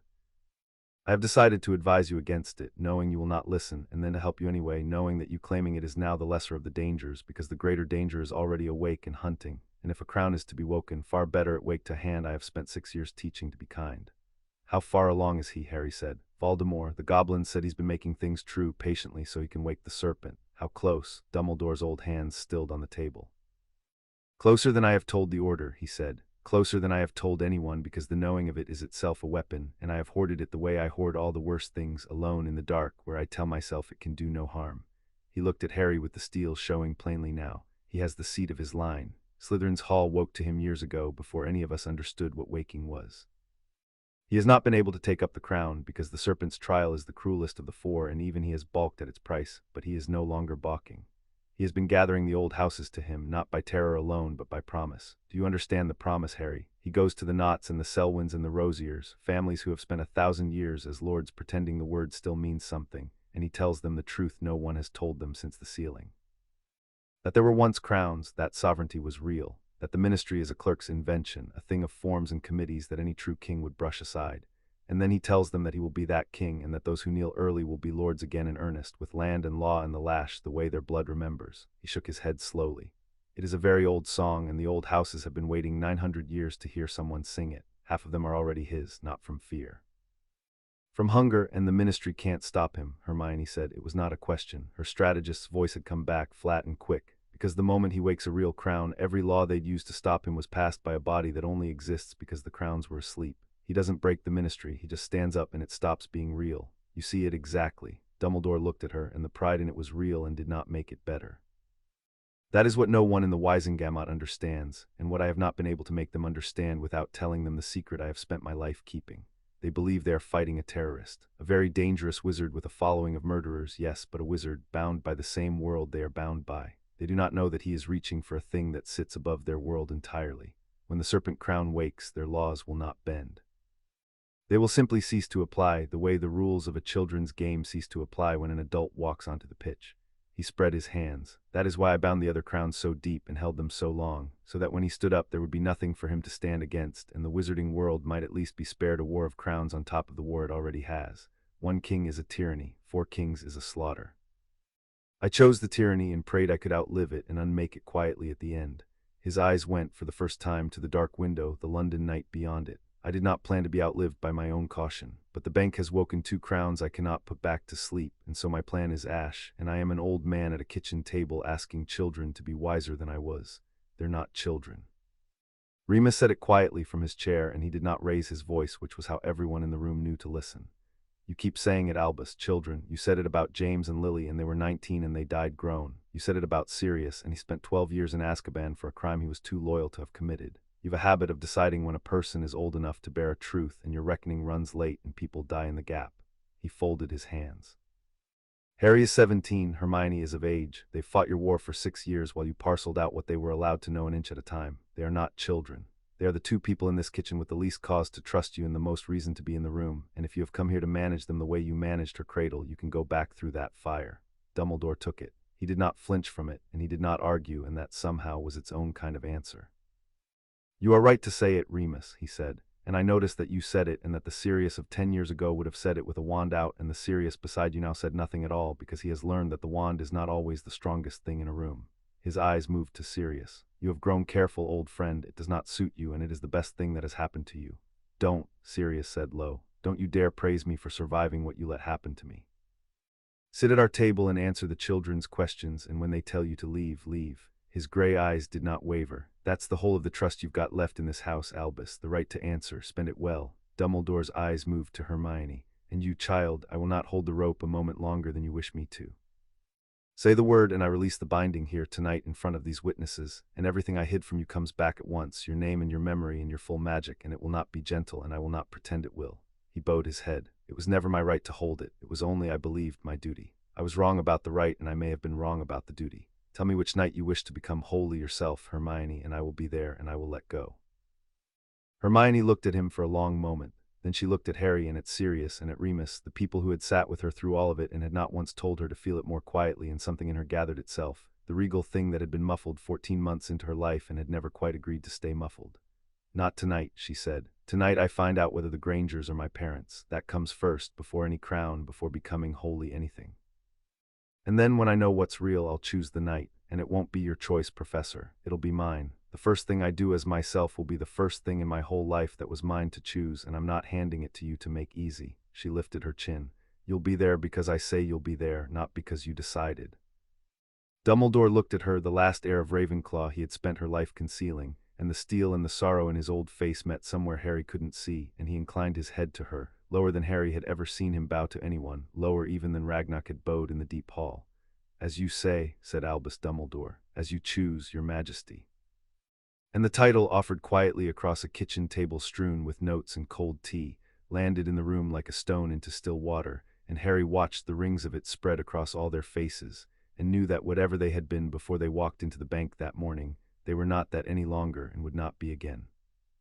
Chapter 2 and Chapter 3. The burning seat. For 3 days the kitchen at Grimmauld Place stopped being a kitchen and became a war room, which was to say it became a kitchen with maps on it. Hermione had taken over the table the way a general takes a hill. She had the black library spread across one end and a borrowed ministry survey of the West Country pinned down at the corners by salt cellars, and she had filled 6 rolls of parchment with everything 4 contradictory books could be made to agree on about the claiming of a sovereign seat. She slept when she slept, with her cheek on her notes. Harry knew because he had carried her up to bed twice and found her down again at dawn, and the third time he had simply brought a blanket and put it round her shoulders and sat with her until the words swam, because he had learned that you did not argue Hermione out of a thing she had decided to do, you only kept her company while she did it. It was on the second night, well past 2, that the thing between them changed shape without either of them naming it. The house had gone quiet, Sirius asleep upstairs, Remus gone home before the moon. Harry had come down for water and found her still at the table, the candle guttering, her quill stopped mid-word, looking at nothing. He made cocoa instead of getting water, 2 mugs, the way Mrs. Weasley had taught him, and set one by her elbow and sat down across from her, and for a while they did not talk at all. "I keep doing the sums," Hermione said finally, both hands around the mug, "on the trial. Trying to work out what it'll ask you so I can tell you so you'll be ready. And I can't, that's the part I can't stand. There's no book for it, there's no answer I can find you and hand you. There's finally a problem I can't solve before you have to walk into it, and you're going to walk into it without me, and all my reading is worth exactly nothing." She looked up, and the candlelight made her eyes bright. "I've spent my whole life believing that if I just read enough, I could keep the people I love safe. And I can't read you safe through this one, I hate it." "You're not reading me safe," Harry said. "You're sitting up till 2 in the morning so I won't be alone with it. That's not nothing, Hermione, that's the opposite of nothing." He turned his mug in his hands. "I've had people try to protect me my whole life by keeping me in the dark, locked cupboards, withheld letters, Dumbledore deciding what I could bear. You're the only one who ever protected me by handing me the truth and then refusing to let me face it by myself. That's the kind I want, that's the only kind I've ever wanted." He met her eyes across the candle. "Whatever I'm about to become, I'm not doing it to stand above anyone, I'm doing it to stand next to you. That's the whole of my plan, that's the entire strategy, everything else is details." Hermione looked at him for a long moment over the guttering candle, and then she reached across the table and folded her hand over his, the way he had folded his over hers in the bank and the kitchen, returning it, and neither of them said anything else, and neither of them needed to, and that was the night the partnership stopped being a thing they were heading toward and became a thing they were already in. "It's a place," she said on the third morning, tapping a spot on the survey where the ink had been worn pale by her finger. "Godric's Hollow, of course it's Godric's Hollow. The village is named for him. Everyone always assumed it was just a name, the way 1,000 English villages are named for a saint nobody remembers. But it isn't a saint. It's Godric Gryffindor, and the hollow isn't named after him as a tribute. It's named after him because it was his, the seat of his line." She looked up, and there were shadows under her eyes and ink on her wrist, and her hair was a disaster, and Harry thought she had never looked more like herself. "The hall sleeps under the village, under the church, I think, or near it, and the door only opens to his blood." "My blood," Harry said. "Your blood." She held his eyes. "It has to be you that opens it, and it has to be you that walks in, and the trial, Harry, the trial has to be you alone. I've read it 4 ways, and it's the same in all of them. We can come as far as the door, Sirius and I can stand at the door, but the burning seat tries the air and only the air, and if anyone else is in the hall when the trial begins, it counts them as a thing you're hiding behind, and it judges you for the hiding." Her voice did the thing it did when she had to say something she hated. "You go in alone, we wait outside." And we don't know how long it takes, and we don't know what it does, and the books only agree on one thing about the trial of courage, which is that Gryffindor never meant courage to be cheap. Courage that costs, Harry said. Ragnock said that too, courage that costs. She put her hand flat on the survey over the worn spot over the village where his mother and father were buried. I don't like it. I want to say that plainly once so you know it, and then I'll stop saying it, because you're going to do it anyway, and you'll do it better if I'm not afraid out loud at you the whole way there. She lifted her chin. I don't like sending you in alone to a place that judges courage by what it costs, but I'd be lying if I said I didn't understand why it has to be you, and I'd be a worse friend if I tried to talk you out of the one thing that might let us win this. So, we go to Godric's Hollow. And I stand at the door, and I will be there when you come out. Harry reached over and closed her topmost book gently, the way you close a thing that has done its work. When I come out, he said. Not if, when, she agreed and held on to the word. Dumbledore came on the third evening, as he had said he would, and he came humbled, which sat strangely on him, and which Harry did not entirely trust. He stood in the doorway of the kitchen until Harry waved him to a chair, and he sat, and he laid a single object on the table among Hermione's notes. An old iron key, long as a hand, its teeth worn to nubs, its bow shaped into a lion's head with the mane swept back. The key to the church gate at Godric's Hollow, he said, which is not, of course, a church gate. I have kept it 40 years. I kept it because the seat was mine to guard, in the long arrangement of things I took upon myself, and a guardian keeps the key so that no one else may find it. His blue eyes rested on it. I give it to you tonight because the time for guarding has ended and the time for claiming has come, and because I would rather hand it to you across this table than have you wrest it from a man you have every reason to wrest things from. The door beneath the church will know your blood. The key only opens the gate to the path. Past the gate it is between you and your great-grandfather 100 times removed. He pushed the key 2 inches toward Harry. I will tell you the one thing I know about the trial of the burning seat, and then I will stop talking, which you will find a novelty. Godric Gryffindor did not fear death. He feared a king who did. He built his trial to turn away any heir who came to the crown wanting to live forever, wanting to win, wanting to be safe. He wanted the crown to go only to one who would spend their life before they spent their people's. He looked at Harry. You have been walking toward that trial since you were 1 year old, Harry. I do not say it to comfort you. I say it because it is true, and because I spent 16 years making sure you would arrive at it ready, and that is the one piece of my meddling I will defend to the grave. Harry looked at the key with the lion's head. He picked it up. It was heavier than it looked and cold, and it warmed in his hand faster than iron should. Then I'll go tomorrow, he said, at first light. Dumbledore left through the fire, and the family arrived through it within the hour because Sirius had sent the word, and because nobody in the Order had ever yet managed to keep Molly Weasley away from a house where one of her children, blood or borrowed, was about to do something dangerous. She came first in a swirl of soot in a basket, and she took one look at the maps and the cold tea and the shadows under everyone's eyes and declared the whole kitchen a disgrace. And within 20 minutes the maps had been rolled and stacked with great gentleness in a corner, and the table had food on it, real food, hot food, a roast and potatoes, and a treacle tart that made Creature sulk in the pantry over having been outdone, and the kitchen that had been a war room became. By the particular alchemy Molly carried in a basket, a place where a family ate together the night before a hard thing. Ron arrived arguing with Ginny about Quidditch and stopped arguing the moment he saw Harry's face. He crossed the kitchen and gripped Harry's hand and didn't make a joke, which from Ron was a whole speech, and then he made a joke anyway, because the not joking had lasted as long as he could stand it. So you're a king now, he said. Brilliant. Does that mean you have to knight me, or can I just keep calling you a great prat? The second one, Harry said. Definitely the second one. It's in the founding charter. Ronald Weasley retains all rights to call the king a prat. Good, Ron said. Wouldn't want it going to your head. And his ears went red, and he gripped Harry's hand once more harder, and that was the rest of the speech, the part he couldn't say with words. Ginny dropped into the chair beside Harry and ate 3 of his roast potatoes off his plate without asking, which was its own kind of loyalty, the kind that refused to treat him like something fragile. Neville came with his grandmother's good wishes and a cutting from a plant that he explained earnestly would bloom only in the presence of true courage, and that he rather thought Harry might find useful to have around, and Harry took the little pot with both hands and meant the thank you more than Neville knew. Luna drifted in last in a coat the color of marigolds, and she looked at Harry for a long moment with her pale, unhurried eyes and said, You smell of fire already. That's good. The old kings always did.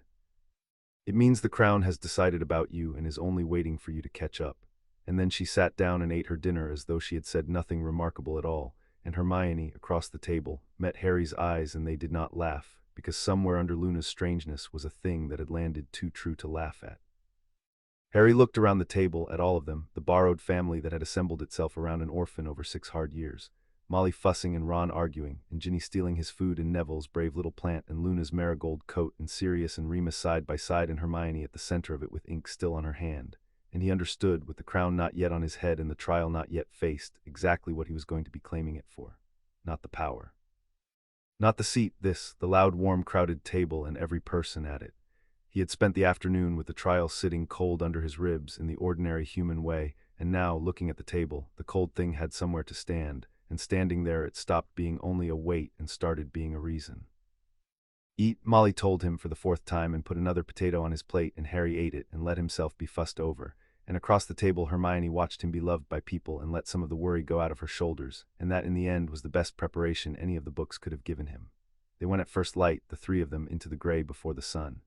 Godric's Hollow in the early morning was a village out of a postcard and a wound, both at once.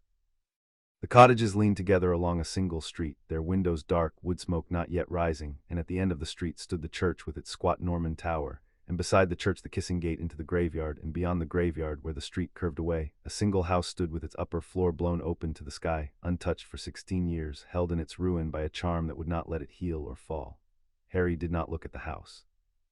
He looked at it for exactly as long as it took to know he could not look at it longer, and then he looked away, and Hermione's hand found his sleeve and stayed there, not pulling, just present, until his feet remembered how to walk. "The graves first," he said. His voice came out rough. "Before the gate, I want to see them first." Sirius made a sound low in his throat, grief without words, and went ahead of them through the kissing gate to stand a little apart, his back to them, giving Harry the privacy of a man pretending to watch the road. Hermione came with Harry between the leaning stones, the grass wet and silver, the dew soaking their shoes, and they found the white marble at the back of the yard where the morning had not yet reached. James Potter, it read, Lily Potter. And beneath the names, the dates, the terrible nearness of the dates, and beneath the dates a line Harry had read once before and had carried like a stone in his pocket ever since. "The last enemy that shall be destroyed is death." Harry stood and read it, and the dew came through his shoes, and the cold of the morning got into his hands, and he did not cry, because the crying had been done long ago in 100 private places, but something in his chest pulled tight and would not loosen. "I used to think that line meant Voldemort," he said quietly, "that whoever chose it meant we'd beat death the way he wants to, cheat it, win." He looked at the white stone. "I don't think that anymore. I think it means something almost the opposite. I think it means death is the last enemy because it's the one you only beat by not being afraid of it." He felt Hermione go still beside him. "Gryffindor built a trial to turn away kings who want to live forever.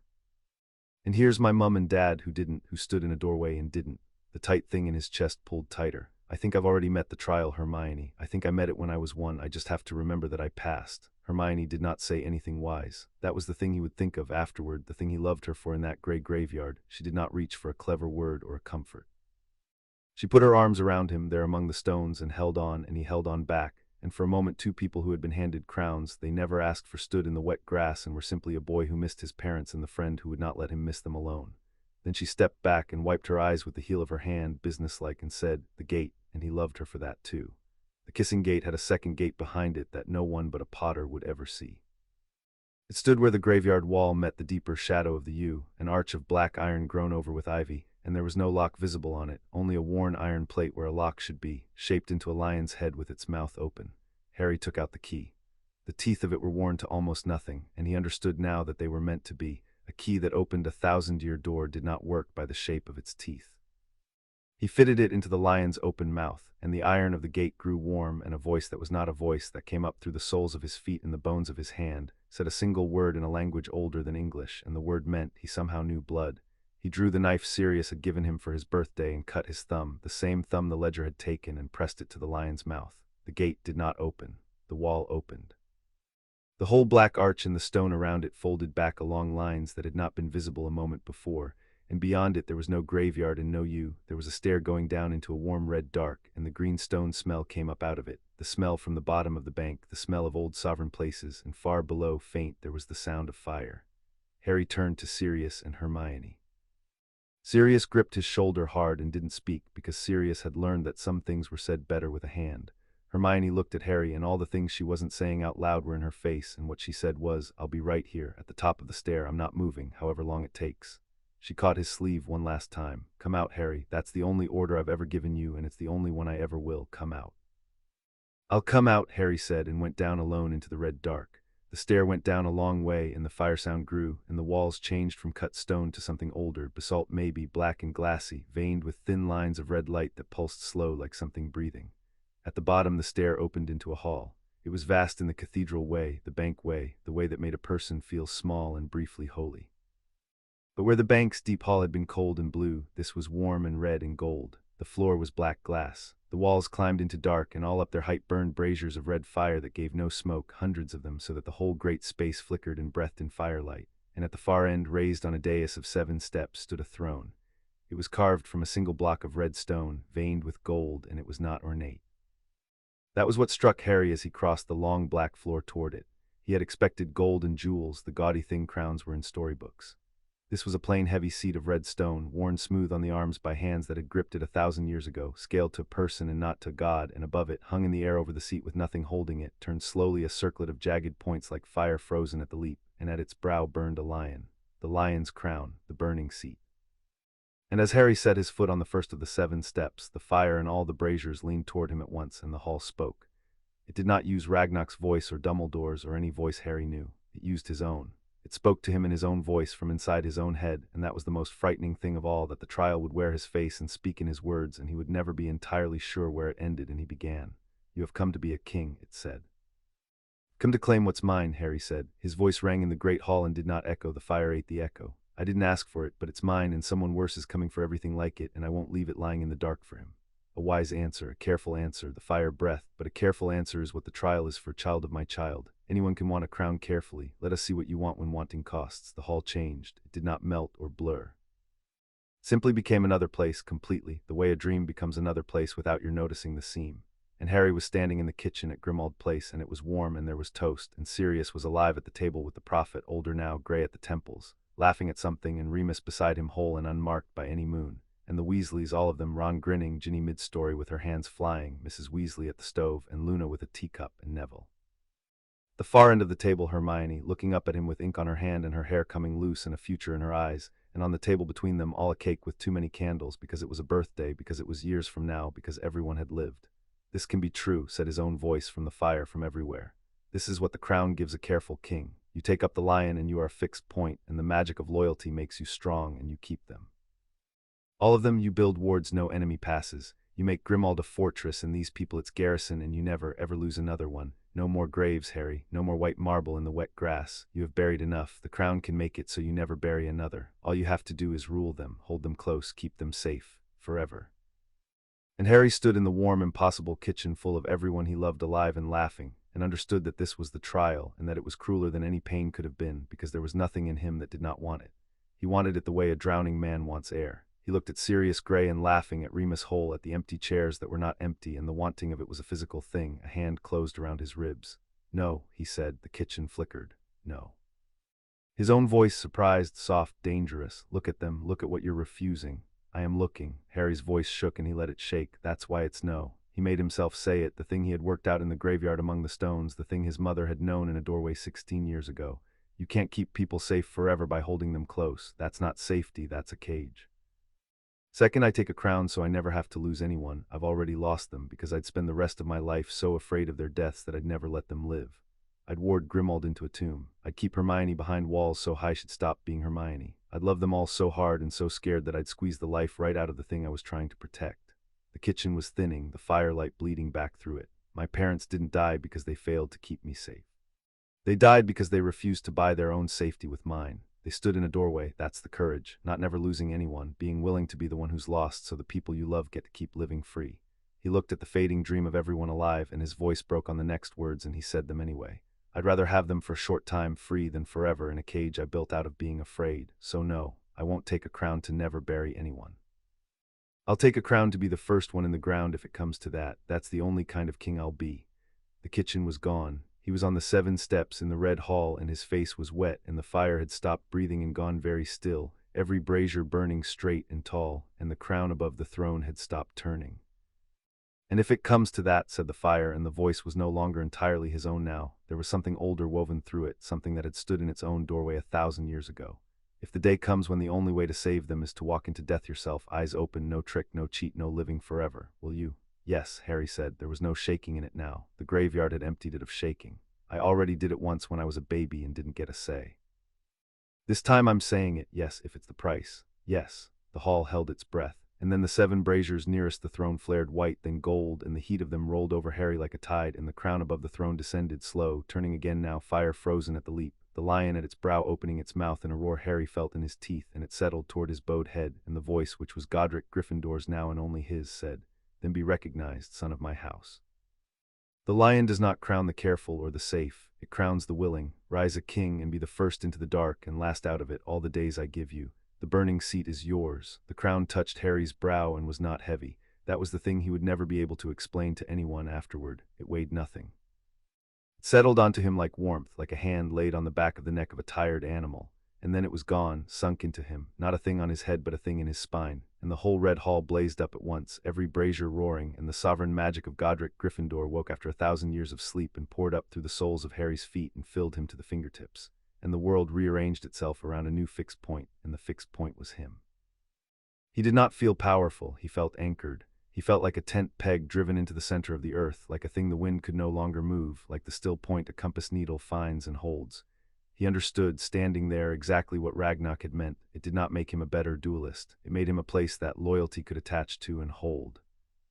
He could feel them faintly, the people who would follow him, threads running out from his chest into the dark and up the long stair, two of them bright and close at the top of it, one steady and one fierce, Hermione and Sirius waiting at the door, and along those threads ran something that had not been there an hour ago, a binding, a belonging, the magic of loyalty made law. He climbed the rest of the steps.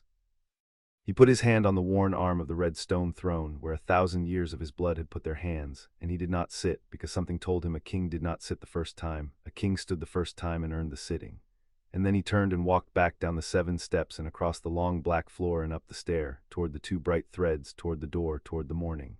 Hermione was exactly where she had said she would be. She was sitting on the top step with her arms wrapped around her knees and her eyes fixed on the dark of the stairwell. And when Harry came up out of it into the gray graveyard morning, she came up off the step in a single motion and crossed the distance between them and stopped just short of him, her hands half raised, looking at him, reading him the way she read everything, and whatever she saw in his face made her own crumple for half a second before she put it back together. "You came out," she said. "I came out." Harry's voice didn't sound like his own. It had something in it now that hadn't been there at first light, some new resonance, a stone and fire undernote. "I came out."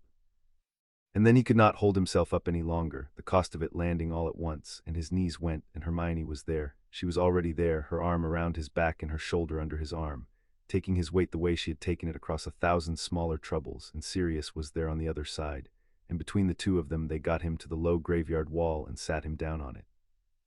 And Harry put his head in his hands and breathed the cold morning air and felt the crown like a banked coal in his spine, and the threads of loyalty running bright from his chest to the 2 people holding him up. "There's something different," Hermione said. She had not let go of him. Her hand was on the back of his neck, and she went still, and Harry knew she had felt it, the thread, the new thing running between them. "Harry, I can feel something between us." Like as she stopped, scientist to the last even now. Like a line, a connection, did the crown, loyalty made law, Harry said into his hands. Ragnarok said, "Those who follow of their free will are strengthened in the following." He lifted his head and looked at her, and the new stone and fire thing in him gentled when it met her eyes. "I could feel you the whole way back, you and Sirius, 2 threads at the top of the stair. Yours was the bright one." He managed something that was almost his old grin. "Yours is always the bright one." Hermione made the laugh that was not quite a laugh again and pressed her forehead briefly to his temple and said, "Don't you dare make me cry in a graveyard, Harry Potter. I have done enough crying in this graveyard for one morning." And Sirius, on Harry's other side, said in a voice that was not entirely steady, "You absolute menace. You walked into a 1,000-year-old fire trap and came out with a crown in your spine, and the first thing you do is flirt." James would be unbearable about this. James would never let any of us hear the end of it. And the 3 of them sat on the cold wall in the brightening morning and laughed the way people laugh when the alternative is something much worse, and the sun came up over the squat Norman tower and found them there. It found them, and so did the rest of the world, faster than any of them expected. They had not been back at Grimmauld Place an hour when the owls began. The first was a ministry owl, gray and official, carrying a notice on heavy cream parchment from the Department of Magical Law, Office of Hereditary Seats, informing Mr. H.J. Potter that an irregularity had been detected in the proxy arrangements of the Wisengamot, specifically that the ancient and dormant founding seat of Gryffindor, voting these 1,000 years by the proxy of the chief warlock, had this morning at 6 minutes past 7 o'clock ceased to answer to its proxy and now answered to a living claimant, and that Mr. Potter was required to present himself, with proofs, at the earliest opportunity, and would he kindly explain himself. Sirius read it over Harry's shoulder and laughed without humor. There it is, the Office of Hereditary Seats. 4 clerks and a kettle, and this morning they got the fright of their lives, because a seat that's voted by proxy since before there was a Briton just stood up and walked off on its own. He tapped the parchment. Do you understand what they're actually telling you under the politeness? They're telling you the chief warlock lost a vote this morning. Dumbledore has cast Gryffindor's voice in the Wisengamot his whole career, his and the dozen chief warlocks before him, all of them holding it in trust. That trust ended at 7 minutes. The seat is yours now, and it's not a small one. It's a founding seat. It outranks every lordship in that chamber, including mine, including the Malfoys. When you walk into the Wisengamot, Harry, you don't walk in as a schoolboy who needs to explain himself. You walk in as the senior house in the room, the first chair, the one the others were all only pretending to fill while it slept. He set the notice down. Every old family in Britain will know by tomorrow. The ones who are Voldemorts will know they've a rival crown awake. The ones who are hedging will start doing sums, and the ones who still have a shred of honor left will start wondering whether there's finally something in that chamber worth standing behind that isn't a committee. His gray eyes were grave. You didn't just get a seat this morning. You changed the shape of the room. That's the part the 4 clerks in the kettle haven't worked out yet. And the part Voldemort worked out before the ink was dry, Remus said quietly from the window, which is why I don't much like that they want you at the Ministry at the earliest opportunity. The Ministry is a building full of his friends, Harry, half of them not yet caught. I'd think hard before walking into it on their invitation and their timing. He turned from the glass. Make them come to you or make them wait. A king answers a summons when it suits the crown, not the clerk. You'd best start learning to act like it, because they're going to test you on it within the week. The second owl was from the Daily Prophet, and Hermione burned it unopened. The third owl was black, and it was not a post owl, and it carried no letter. It circled the kitchen of Grimmauld Place 3 times slow, and it had eyes that were too clever and too red for a bird, and it looked at Harry and looked at Hermione, and then it flew out the window and away to the south, and Sirius shut the window hard behind it and stood with his hand flat on the glass, watching the empty sky where it had gone. Harry had felt it the moment it crossed the threshold of the house, and he had no words for the feeling yet, because he had owned the sense for only 3 hours. The crown in his spine had a reach. He had noticed it on the journey home, the way a person newly given spectacles notices the edges of things.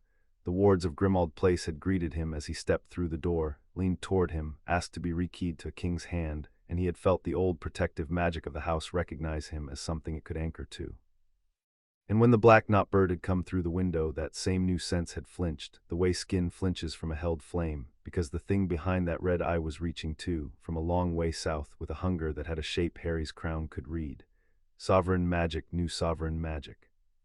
The lion had woken 3 hours ago, and somewhere across the sea the serpent had turned its head, and for one cold instant Harry had felt the size of the thing he had walked into, not a wizard in a war, but 2 ancient powers finding one another awake in the world for the first time in 1,000 years and circling. That wasn't a bird, Sirius said. No, said Hermione. He had gone still, and Harry could feel it down the bright thread between them, the cold focus of her, the strategist seeing the board. That was an eye. She turned from the window to Harry, and the morning's tears were long gone, and what was in her face now was the regal thing she had been built to hide, surfacing all on its own. He knows. You woke a crown at 7 this morning, and the whole magical world felt it the way Dumbledore felt the bank's seal break, and that means he felt it too. He sent an eye to be sure. She crossed the kitchen and stood in front of Harry, and she did not take his hand this time. She looked at him as an equal looks at an equal, queen to be to king. It started. The clock that started in the bank just sped up. He'll move now, and he'll move on me, because I'm the crown that hasn't been claimed yet, the one still lying in the dark. Her chin came up. Which means I'm done waiting to find out about the Grangers from books. I'm going to Australia tonight. I'm going to look at the 2 people I've called my parents for 17 years, and I'm going to find out what's real, and then I'm coming back here and I'm choosing my knight, and Dumbledore is going to let go of the rope, and the tower is going to wake up. She held Harry's eyes. You went into the dark first this morning. That's what your crown's for. Mine's for truth. So I'm going to go and get the truth, however much it costs, and then I'm going to come back to you, and we're going to do this together, the way we said. A breath. Will you come with me to Australia, Harry? Not to stand at a door this time, to stand next to me while I find out who I am. And Harry, king of the burning seat for all of 3 hours, with a ministry summons in one hand and the memory of a black eye circling his kitchen, looked at the bravest person he had ever known asking him to come and watch her heart get taken apart, and gave her the only answer he had ever had for her. Try and stop me, he said. Chapter 3 and Chapter 4. The Tower and the Truth. It was afternoon in Australia, which felt like a small, impossible joke after the grey English dawn they had left 6 hours and 10,000 miles behind. They had come by a portkey that Sirius had argued for an hour about and lost, and then argued about again and lost again, and finally surrendered on the single condition that he and Remus would wait at the safe house an hour's drive away with the engine running, near enough to come fast and far enough not to crowd the thing Hermione had come 10,000 miles to do alone. The street was wide and sun-bleached, jacaranda trees dropping purple along the pavements, the light hard and bright and full of a heat that England never managed, and at the end of it stood a low cream-colored house with a red roof and a garden gone slightly wild, and on the gate a small brass plate read WNDLL and MONICA Wilkins, which were the names Hermione had given them when she sent them here. "That's the name I made up," Hermione said. She had stopped on the pavement across the road in the shade of a jacaranda, and she was looking at the house through the leaves, and her hand had found Harry's sleeve again, the old anchor. "Wilkins, I picked it out of a phone book. I gave my own parents a name out of a phone book and a dental practice in a city they'd never been to, and I told myself it was to keep them safe, and it was to keep them safe." Her voice was very level, the dangerous levelness that meant the thing underneath was vast. "And now I'm standing here wondering if the people behind that gate are my parents at all, or two kind strangers a man gave a baby to, with a story sewn into their heads so neat they never felt the seam." "There's only one way to find out," Harry said quietly, "and whatever the answer is, it doesn't change the last 17 years. Whoever they are, they raised you, that happened. Nothing the goblins said unhappens, that. I know." She didn't move. "That's the part I'm most afraid of. Not that they're strangers, that they're not and never knew it, and I'm about to be the only person in this whole story who has to carry what's real." She drew a breath and let go of his sleeve and squared herself, the scholar deciding to look at the data however much the data hurt. "Right, we watch first. Before I go up there and turn their afternoon into something, we watch." They watched from the shade of the tree for the better part of an hour, and Harry, who had spent a childhood watching other families through windows and learning exactly what love looked like from the outside, watched the Wilkinses the way an expert reads a familiar text.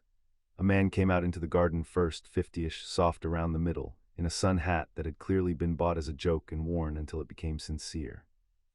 He had Hermione's habit, Harry noticed, of standing with one hand on his hip surveying a problem, the exact angle of the elbow, and Harry knew that habits were learned and not inherited, and still the sight of it pulled at something. The man knelt at a flower bed and began to weed it with a patient thoroughness, pausing now and then to consider an individual weed, giving each one a fair hearing before he pulled it. After a while a woman came out with 2 glasses of something cold and set them on a low table and stood looking at the garden with her husband, and she said something and he laughed, and she put her hand flat between his shoulder blades briefly, the unconscious touch of 2 people who had stood beside each other 10,000 times, and went back inside. "He alphabetizes the spice rack," Hermione said. Her voice had gone strange. "I used to watch him do it. He'd take everything out every jar and put them back in order, and Mum would tease him, and he'd say a thing was either worth doing properly or not worth doing, and she stopped. "I do that with my books. I take them all off the shelf and reorder them when I'm upset, and I always thought I just picked it up from him, the way you pick things up from your dad, and now I'm standing here doing the sum, and the sum says I started doing it at 6, and he started doing it before I was born, and habits aren't in the blood." A long breath. "And I can't tell any more which things I got from loving them and which things prove they're mine. I can't tell, Harry, that's what he took from me, not just my name. The ability to ever be sure of a single thing about my own family again." Harry didn't try to fix it. He had learned that from her in the graveyard in 100 kitchens. He stood beside her in the purple shade and let her say the true thing, and when she had finished he said only, "Do you want to go in?" "No," Hermione said. "Yes, I have to." She wiped her eyes with the heel of her hand, businesslike, the gesture he loved, but not as a stranger asking questions. "I'm not going to interrogate my own parents on a doorstep. I'm going to do the one thing that tells me what's real without taking anything from them." She drew her wand and held it low against her leg, hidden, and looked at the house with the cold, clear focus that her whole muffled life had never quite managed to bank down. "There's a diagnostic for memory charms. It shows you the seams, if there are seams, whether a memory grew or was placed. I learned it to undo what I did to them when this is all over, when it's safe to bring them home and give them back themselves." Her jaw tightened. "I never thought I'd use it to find out whether I'm the charm." She cast it across the road, a thread of pale light so fine that only someone watching for it would have seen it, and it touched the cream house and the garden and the man in the joke hat, and it hung there a moment reading, and then it came back to her, and Harry watched her face as she read what it brought. He watched her read that there were seams. He watched her understand in the space of 3 seconds that somewhere in the minds of the 2 people who had raised her there was a join, a place where real memory had been opened and a false thing folded in, the memory of a pregnancy that had not happened and a newborn that had not been theirs, sewn so finely that 30 years had not frayed it. He watched the thread of light tell her that the Wilkinses believed with their whole hearts and every fiber that they had made her, and that the belief was not true, and that they would never, ever feel the lie. And then he watched her face do something he had not expected, the thing that told him who she truly was under all the crowns and concealments. She did not break. The grief went through her like weather through a tree, bending everything and snapping nothing, and on the far side of it her chin came up and her eyes cleared, and she put her wand away. They love me, she said. That's real. The thread can't read love, it only reads memory, but I don't need a charm to read love. I've been reading it across rooms my whole life. The pregnancy's a lie. The hospital, the first steps, all the before, that's sewn in. But the man who taught me a thing's worth doing properly meant it, and the woman who reads on the back step every evening waited up for me through every fever I ever had, and that is not a charm, Harry. You can't fake 14 years of waiting up. Dumbledore gave them a false beginning. He couldn't give them a false love. They did that themselves. They chose it every day. They're my parents. Her voice did not shake. Blood made me Ravenclaws. They made me theirs. Both are true, and I'm done letting a man who lied to all three of us tell me I have to pick. Are you going to tell them? Harry asked very gently. That there was a beginning that didn't happen. Hermione was quiet for a long moment, watching the man in the garden consider a weed. Not today, she said at last. Maybe not for a long time. Maybe never, or maybe when the war's over and they're home in themselves and strong enough to hold it. That's not me being a coward.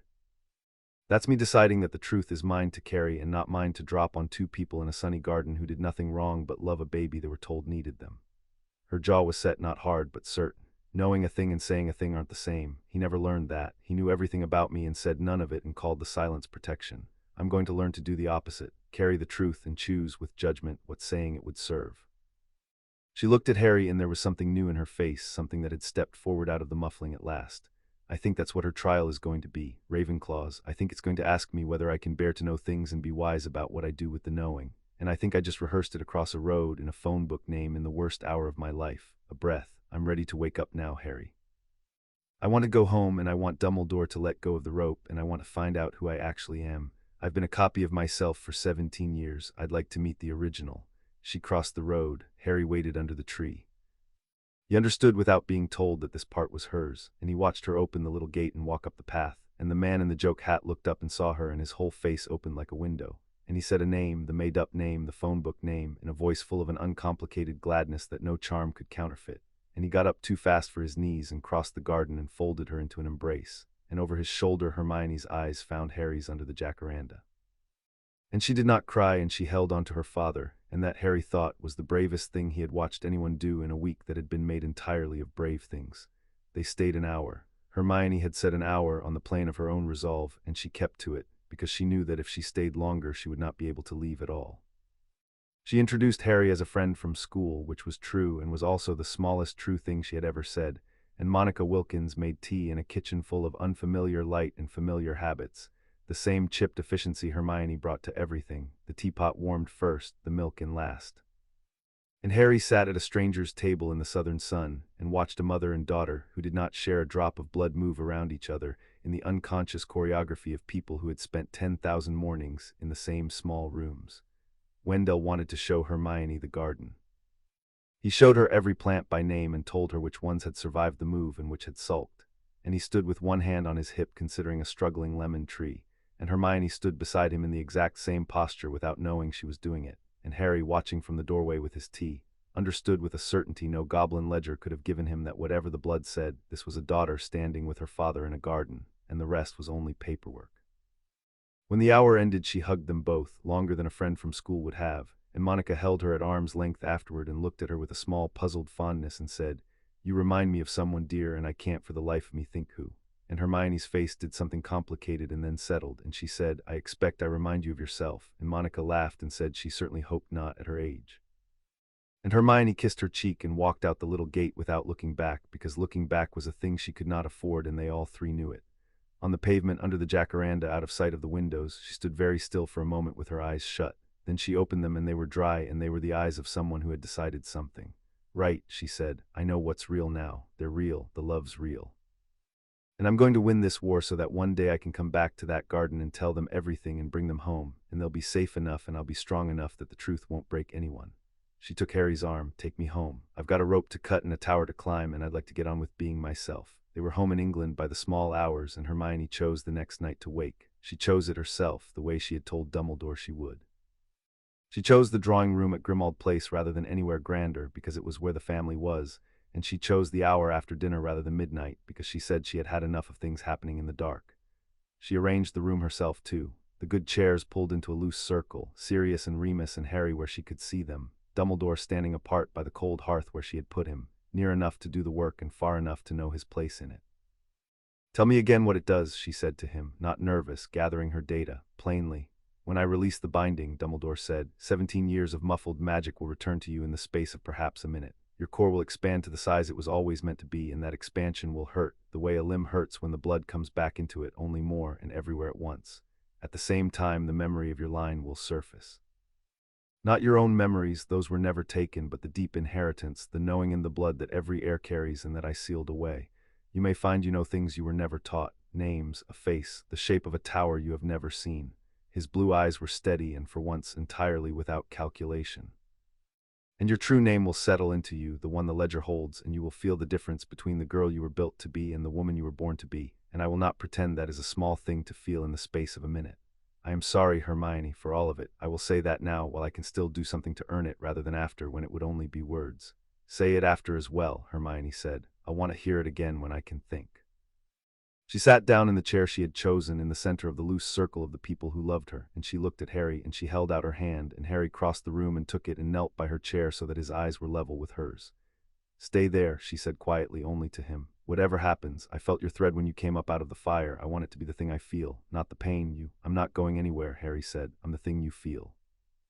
That's the whole of my plan, remember. And the corner of her mouth moved and her hand tightened on his, and she looked at Dumbledore over Harry's shoulder and said, in a voice that did not waver, let go of the rope.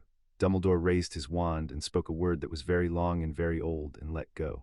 Harry felt it through the thread before Hermione made a sound.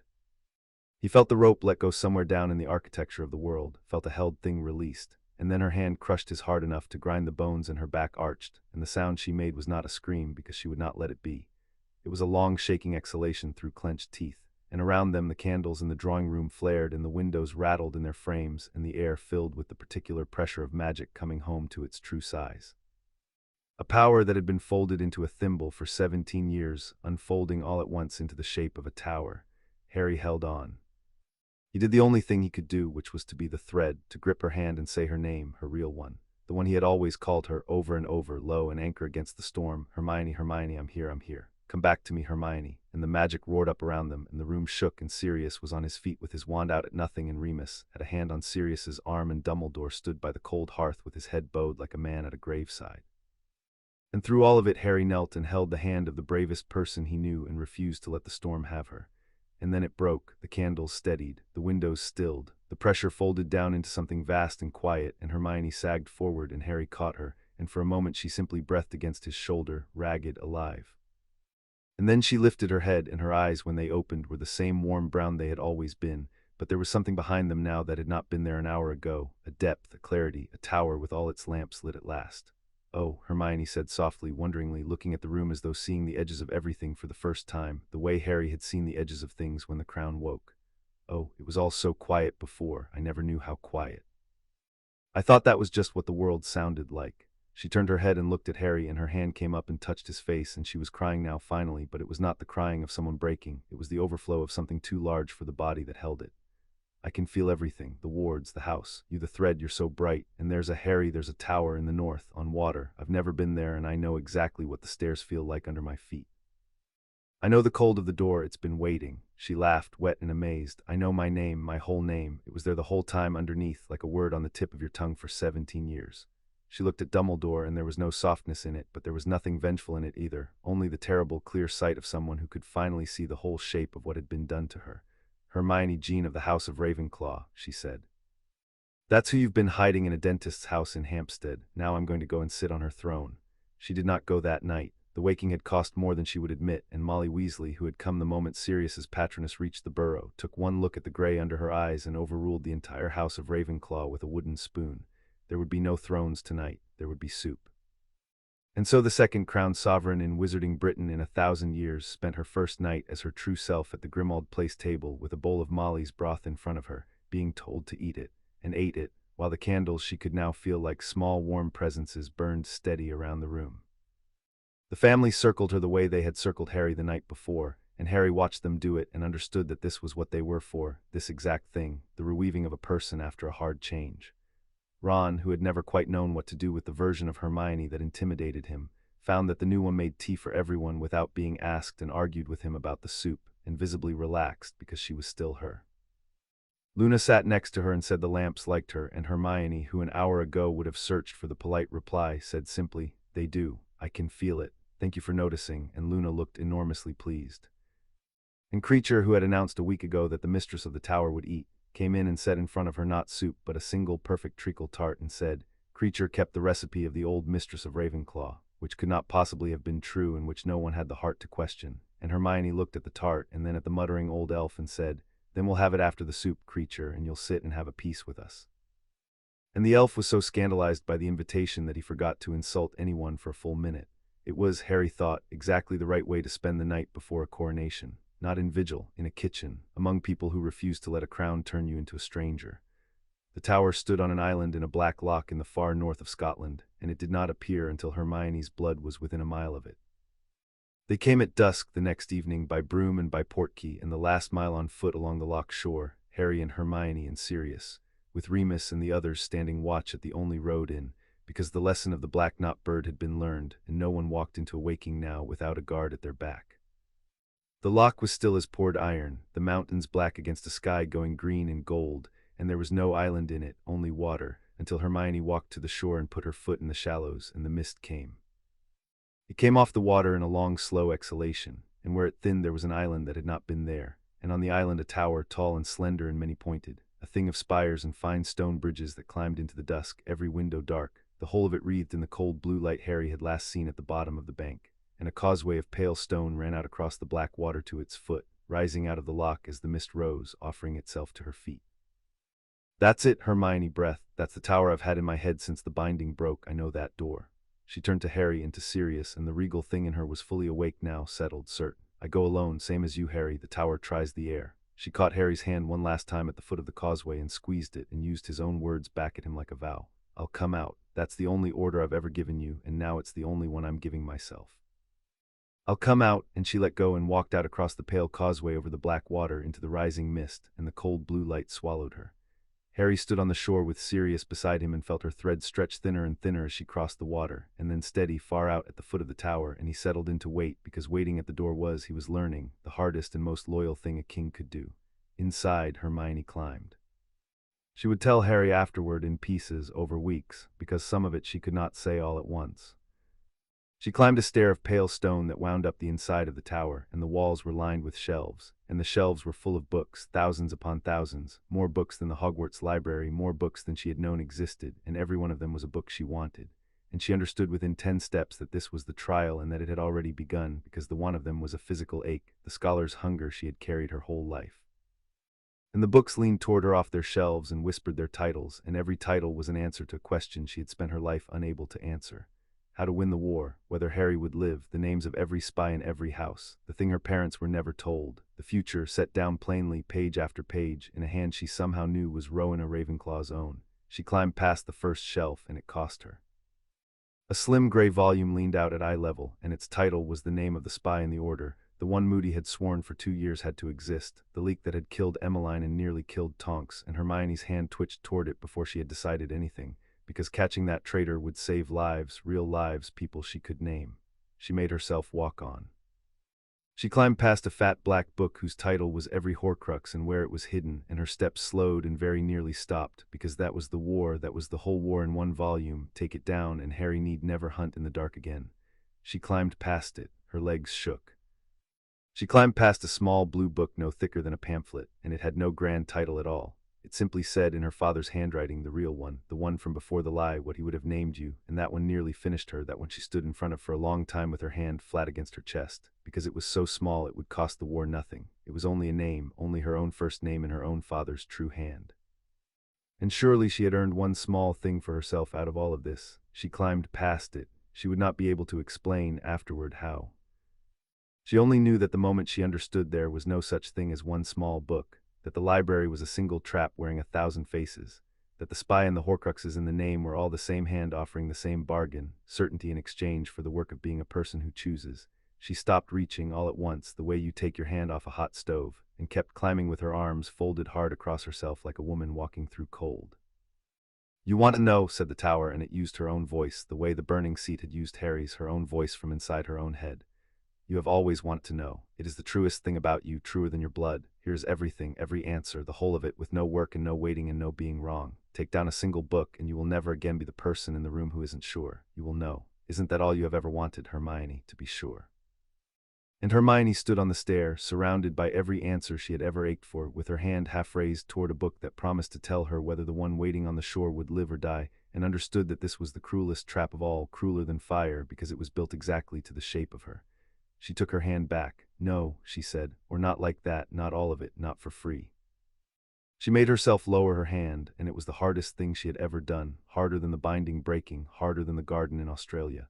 Because a person who knows everything stops being able to choose anything. If I read Whether Harry Lives, I'll spend every day after either complacent or terrified, and either way I'll stop fighting like it's still mine to change. If I read the future, I unmake it, because I'll act on the knowing, and the knowing will be wrong, and I'll have traded a future I could shape for a prophecy I can't. That's not wisdom, that's just fear dressed up as a library. She looked up the long stair toward the cold blue light at its top. You prized truth, but you didn't prize knowing everything. You can't have. You were too clever to think that knowing everything was the same as being wise. You prized truth and the judgment to bear it, and the first judgment, the one under all the others, is knowing which truths to go and get and which to leave on the shelf because seeking them would cost more than they're worth. Her voice steadied into something that rang in the tower. I learned that in a sunny garden 2 days ago. I knew a true thing about two people I love, and I judged that saying it would serve nothing but my own need to not carry it alone. So I carried it. That's the whole of your trial, isn't it? Not whether I'll seek the truth, whether I'll have the wisdom to choose and the strength to carry what I choose and the mercy not to use a true thing as a weapon just because it's true. The books went quiet on their shelves, the whispering stopped, and the cold blue light at the top of the tower brightened, and a voice that was no longer entirely Hermione's, a woman's voice, dry and amused and old beyond reckoning, said from the lamps, "You took your hand back from the book that would have told you whether your knight lives. Do you know how many heirs have stood on that stair across 1,000 years? For, do you know how many took their hand back? You are the second. The first was me when the tower was new and I built the trap to catch the part of myself I trusted least. Come up, daughter of my house, come up and bear the lamp. The world is about to need someone who knows the difference between a truth that heals and a truth that only wounds, and there are precious few of you in any age." Hermione climbed the last of the stair, and at the top there was a round room with a single high window open to the green and gold dusk, and a seat of pale stone worn smooth by 1,000 years, and above it, turning slowly with nothing to hold it, the tall, many-pointed crown of spires and bridges, and at its peak a single drop of blue light, clear as a star, clear as truth, and it descended toward her and settled on her brow and weighed nothing, and the lamps of the tower, every one of them, all the way down, came alight at once. Out on the shore, Harry felt her thread blaze. It went from a thin, steady line to a thing as bright as the one in his own spine, a tower of light answering the lion, and he was on his feet before he knew it, and the tower across the water lit from foot to crown, every dark window flaring blue and gold, the whole island ablaze with woken magic, and Sirius said something that might have been a prayer or a curse, and the mist rolled back, and across the pale causeway out of the blazing tower came Hermione. She came differently than she had gone. She walked the way Harry had not seen her walk before, unhurried, certain, her chin level, the cold blue light of the tower behind her and the green-gold dusk ahead, and the crown was not on her head. It had sunk into her the way his had sunk into him, but she carried it anyway, in the line of her neck and the set of her shoulders, in the new depth of her. And Harry stood on the shore and watched the queen come back across the water, and understood that the girl who had clutched his sleeve under a jacaranda 2 days ago and the woman crossing the causeway now were the same person, and always had been, and that he had loved her in both shapes and would love her in every shape after. She reached the shore. She stopped in front of him. And the new regal stillness held for exactly 1 second before it cracked straight down the middle into the grin he knew, the one that was all relief and triumph in her, and she said, "Harry, Harry, I took my hand back. There was a book that would have told me whether you live, and I took my hand back, and you have no idea how much I wanted to read it. I have never wanted anything more in my entire life." "You didn't read it," Harry said. "I didn't read it." Her eyes were shining. "I decided I'd rather fight for you not knowing than mourn you knowing. That was the trial, that was the whole thing, whether I could love something more than I love being certain about it." She laughed, and it broke, and she stepped into him, and he caught her, queen and all, and held on. "Turns out I can, turns out it's you. Don't let it go to your head." "Wouldn't dream of it," Harry said into her hair, and held the second sovereign of the night, and across the black lock the tower blazed with 1,000 years of lamps lit all at once, answering the distant memory of the burning seat, the lion and the tower awake in the world together for the first time since the founders walked it. For a moment they just stood, holding each other on the cold shore while 2 crowns blazed at their backs, and Harry felt the thing between them through the doubled thread, lion to tower and tower to lion, running both ways now, and it was not the old shape anymore, the shape where he was the one in danger and she was the one who saved him, or the shape where she was the clever one and he was the brave one. It had become a single thing with 2 ends. "We're the same size now," Hermione said against his shoulder, as though she had read it off the same thread. Do you feel it? 2 days ago you'd woken yours and I hadn't, and I could feel you'd gone somewhere I couldn't follow, and I hated it. I'll admit it. I hated being the one at the bottom of the stair. She drew back enough to look at him. Now I've been up my own stair. We're level. Whatever happens, it happens to both of us at the same height, neither one carrying the other. I've spent my whole life being either too much for a room or not enough, and I have never once been exactly the same size as the person next to me. Her grin came back, fierce and wet. I like it. King and queen, don't you dare ever go and be brave without me again. Only if you don't go and be clever without me, Harry said. Deal, deal, said the queen of the tower and shook on it, and they walked up off the shore as a pair. Dumbledore was waiting at the road with the others because he had asked to be, and because Hermione had decided to let him. He looked at her as she came up the shore in the dark with the new weight of a crown in her spine, and he did not bow this time. He had bowed in the kitchen when bowing was the gesture. Now he stood an old man on a Highland road, and he looked at the woman he had spent her whole life concealing, fully herself at last, blazing with a power he had held in a thimble for 17 years, and what was in his face was not triumph and not regret exactly, but the particular ache of a man watching a thing he had been right to be wary of and wrong to prevent.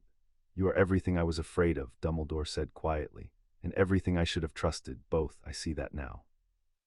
I spent 17 years certain that a sleeping crown was only a danger, and I never once let myself imagine that it might be a defense, that the very thing I feared might be the only thing in the world large enough to stand against what is coming.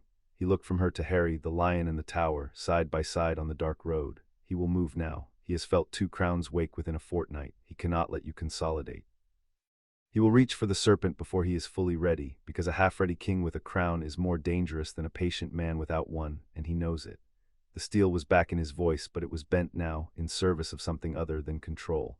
I have spent my life being the cleverest man in every room, and arranging the world from behind a curtain, and it has brought us here. I would like, if you will let me, to try a thing I have not tried since I was young and foolish and had a friend I trusted too much.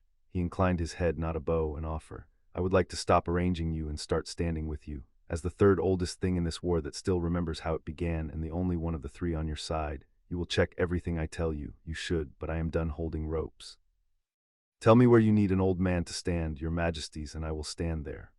Harry looked at Hermione. Hermione looked at Harry. Down the thread that ran between them, brighter now than it had ever been, lion to tower, king to queen, passed a whole conversation that needed no words, the kind they had been having across library tables and kitchen tables for 6 years, the kind that had quietly become the foundation everything else was being built on. We'll think about it, Hermione said to Dumbledore, which was not yes and was not no, which was the judgment of a woman who had just learned to carry truth without spending it. You can start by telling us everything you know about the serpent's trial and what it costs and how close he is to paying it. She turned for the road, for the waiting family, for the long flight south and whatever came after, and Harry fell into step beside her, the 2 of them walking out of the dark with 2 crowns between them, and behind them the tower burned on its island over the black water, a lamp lit in the north that had not been lit in 1,000 years, telling anyone with the eyes to see it that the long sleep was over, and the board was very nearly set. Chapter 4 and Chapter 5. The gathering of houses. The ministry sent 3 more summonses in the week that followed, each one stiffer than the last, and Harry answered none of them, because Hermione had read the law twice over and discovered that a founding seat could not be summoned by a body that sat beneath it, only invited, and that the difference between a summons and an invitation was the difference between a ministry that ruled them and a ministry they consented to attend. So we go on our own terms, she said on the 7th morning, with the law open in front of her and a fresh map of the chamber drawn in her own hand, the 150 seats of the Wisengamot laid out in their tiers like a theater. Not when they summon, when we choose. And we choose soon, because every day we wait, the old houses spend deciding whether we're real, and Voldemort spends turning their indecision into allegiance. She tapped the 2 empty seats at the very front of her map, the high seats below the chief warlock's dais, drawn larger than the rest. These have been empty 1,000 years, Gryffindor and Ravenclaw. The chief warlock votes their voice in trust, which means Dumbledore has cast 4 votes in that chamber his whole life, his own and Gryffindor's and Ravenclaw's and the casting vote, and nobody ever noticed because nobody knew the seats were anything but decoration. She looked up. We're going to walk in and sit down in them, in front of everyone, and the whole question of the next year is going to turn on what we say in the first 5 minutes after we do. Harry studied the map. He had spent the week learning a thing he had not expected to have to learn, which was that a crown was 9 parts talking to 1 part fighting, and that the talking was harder. Dumbledore thinks it's a mistake, he said, revealing the crowns out loud to the whole chamber. Says the second the old houses know sovereignty is real and back in the world, half of them will start dreaming of their own thrones, and that's the War of Crowns starting all over, exactly the thing he spent his life trying to prevent. Dumbledore's not wrong, Hermione said. That's what makes it hard. He's almost never wrong about the danger. He's just always wrong about the answer because his answer is always to hide the thing and hold the rope. She sat back. We can't hide it. It's already out. The bank felt it, Voldemort felt it, the ministry seats felt it. The only question left is who tells the wizarding world what the crowns mean and what they're for. If we let it leaks as a power grab, two teenagers seizing thrones, and every frightened house runs to the strong man for protection. If we stand up in the Wisengamot and say it ourselves in the open, then we get to decide what the word sovereign means before he does. She held Harry's eyes. He's going to offer them lords and lashes in the old days back. We have to offer them something better out loud first. That's the whole game, not the seats, the story. Whoever tells the wizarding world what a crown is for wins it. And what is a crown for? Harry asked. It was not rhetorical. He had walked into a fire to find out, and he still turned the answer over at night. Hermione looked at him for a long moment, and something in her face gentled. You already know, she said. You said it to a wall of fire, and it let you live. A crown's not for ruling people. It's for being the first one into the dark for them. You told the burning seat you'd be the first into the ground if it came to that, and it crowned you for it. So that's what we tell them. That's the story. Not kneel to us. Stand with us, and we'll be the ones who go first. She turned back to her map. Now help me count votes. We have the Longbottoms because Neville's grandmother has wanted a reason to defy the pure blood line for 50 years, and we're about to hand her one.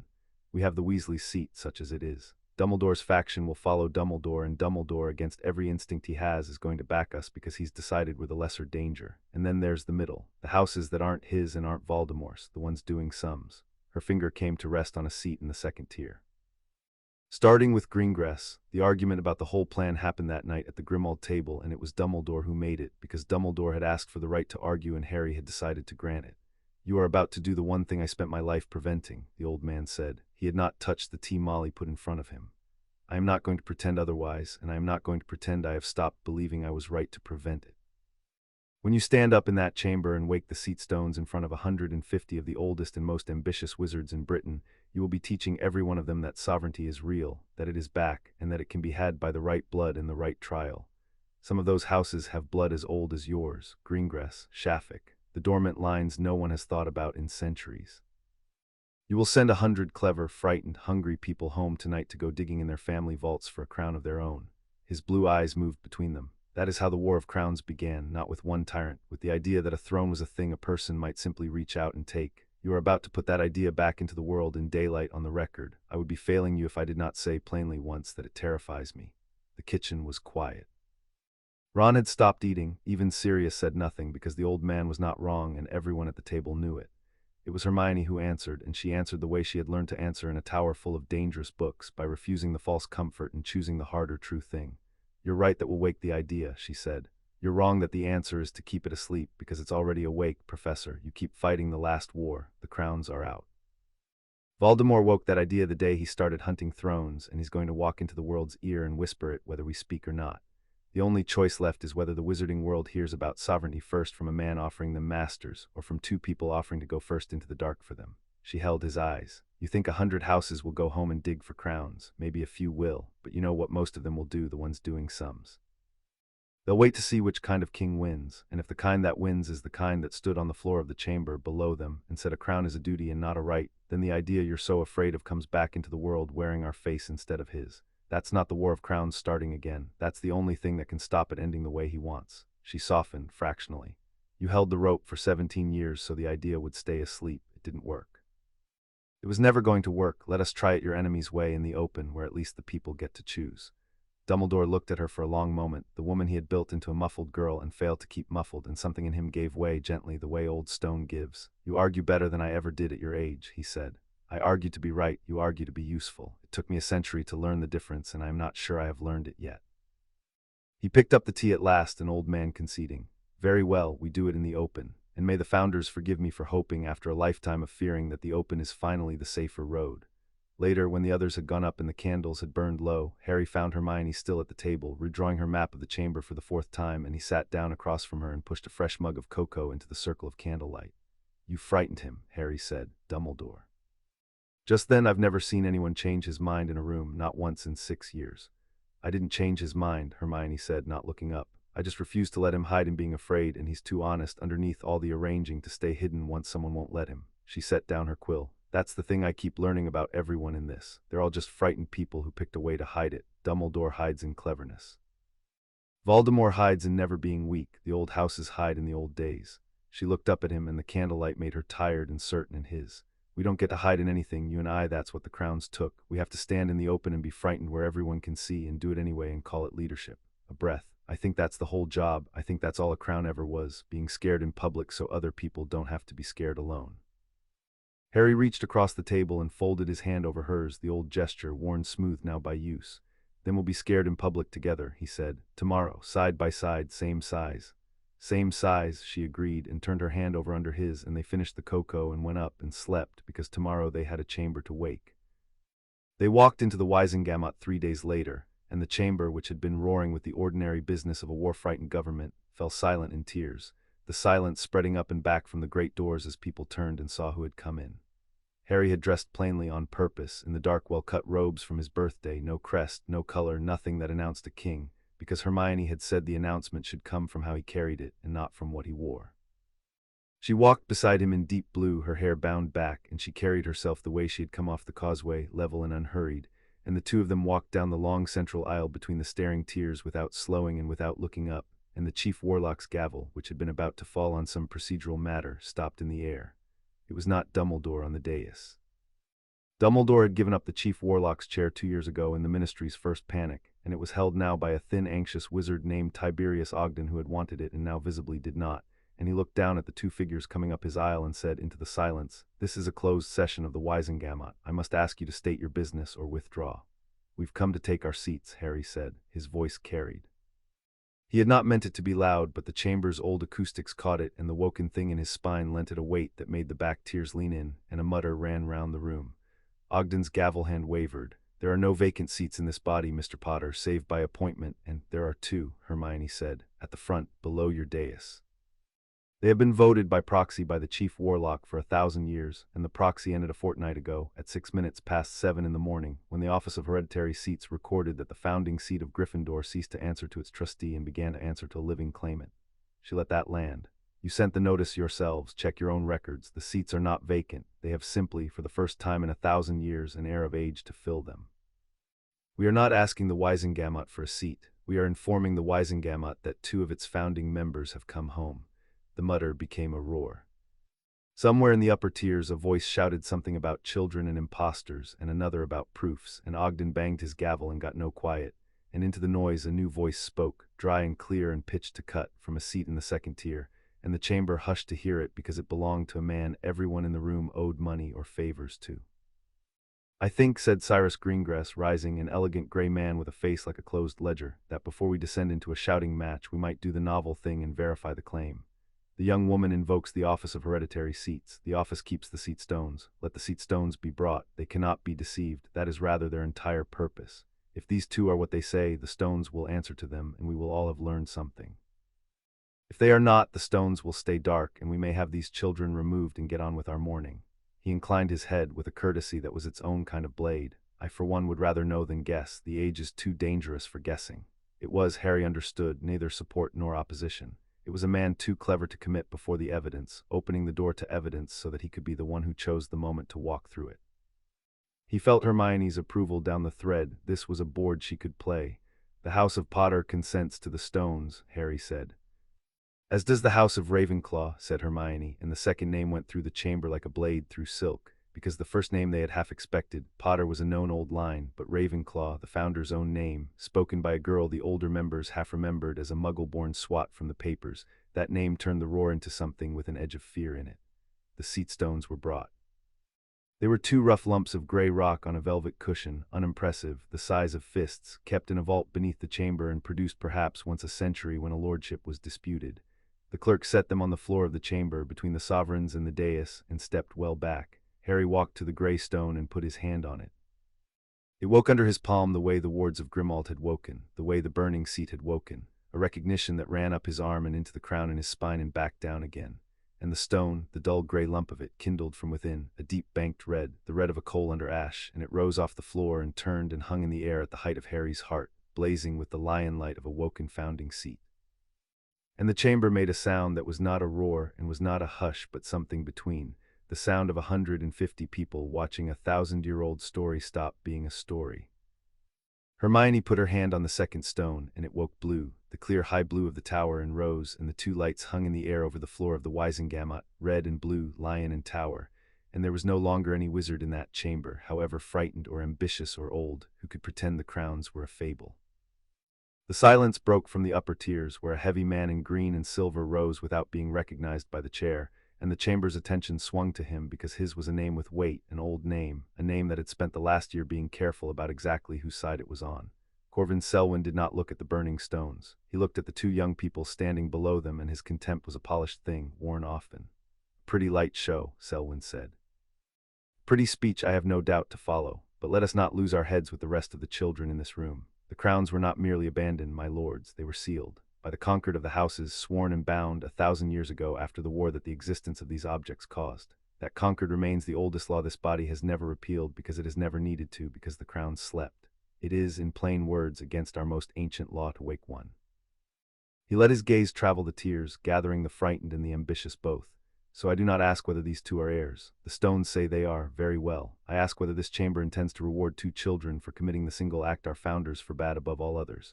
I ask whether we are truly so frightened of the times that we will hand the front seats of our government to a pair of teenagers who have, by the plainest reading of our oldest law, already broken it." He smiled, thin. "Sit them down, my lords, or better, send them home. Whatever is coming, we do not meet it by crowning children and calling it a defense." It was clever and it was poison, and Harry felt the room tilt toward it, the frightened middle reaching for any reason to not have to choose. He drew breath to answer, and Hermione's hand brushed his once, the smallest signal, mine, and he let her take it because this was law, and law was hers. "Lord Selwyn cites the conquered of the houses," Hermione said, and her voice was pleasant and precise, and it cut. "He's read it more carefully than most of this chamber, and I'd like to read it more carefully still, because he stopped quoting one clause early. She did not have a book. She did not need one. The tower had given her the knowing in the blood, and the law of the founders was the law of her own line. The conquered sealed the crowns against the danger of their waking by ambition or by force. Those are the words, by ambition or by force. It forbids a wizard from seizing a sleeping crown for himself by hunger or by violence. It says nothing, not one word, against a crown waking of its own accord to an heir of age who never sought it, because the founders who wrote the conquered could not imagine an heir who would not seize it the moment they could." She let that sink. "I did not seek mine, Lord Selwyn. I did not know I had a line until a bank told me a fortnight ago in front of witnesses. Harry Potter did not go hunting a throne. A writ found him on his birthday. Neither of us woke a crown by ambition or by force. They woke to us, which is the one circumstance your beloved conquered never forbade because it never thought it would have to." Her chin came up. "There is exactly one wizard alive who is waking a crown by ambition and by force, who is paying its trial in blood and soul to seize it, who is breaking the conquered in every line. He is not standing in this chamber, though I notice, my lord, that you seem to know his arguments very well. A breath into a chamber gone very still. So, shall we read the law together, all of us, slowly? Or shall we admit that the only people in Britain keeping the conquered are the two you've just asked this body to send home?" Selwyn's face went the color of his silver, and he sat down without another word because there was nothing to say, and around the chamber the mutter changed its note. The sound of a room that had watched a clever poison answered with a cleaner truth. Into the enormous silence that followed, Harry spoke. He did not climb the dais. He stood on the floor of the chamber, below them all, with the lion light burning at his heart, and he spoke the way he had decided to speak, plainly, the way you speak to people you want to trust you rather than fear you. "My name is Harry Potter, and 2 weeks ago I learned I was the heir of Godric Gryffindor, and I went to the seat of his line, and it set me a trial, and I want to tell you what the trial was, because I think it's the only thing in this room that matters." The chamber held its breath.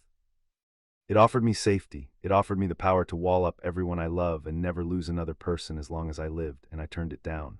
Because a crown that's used to keep its holder safe is just a cage with a throne in it, and I've spent enough of my life in cages."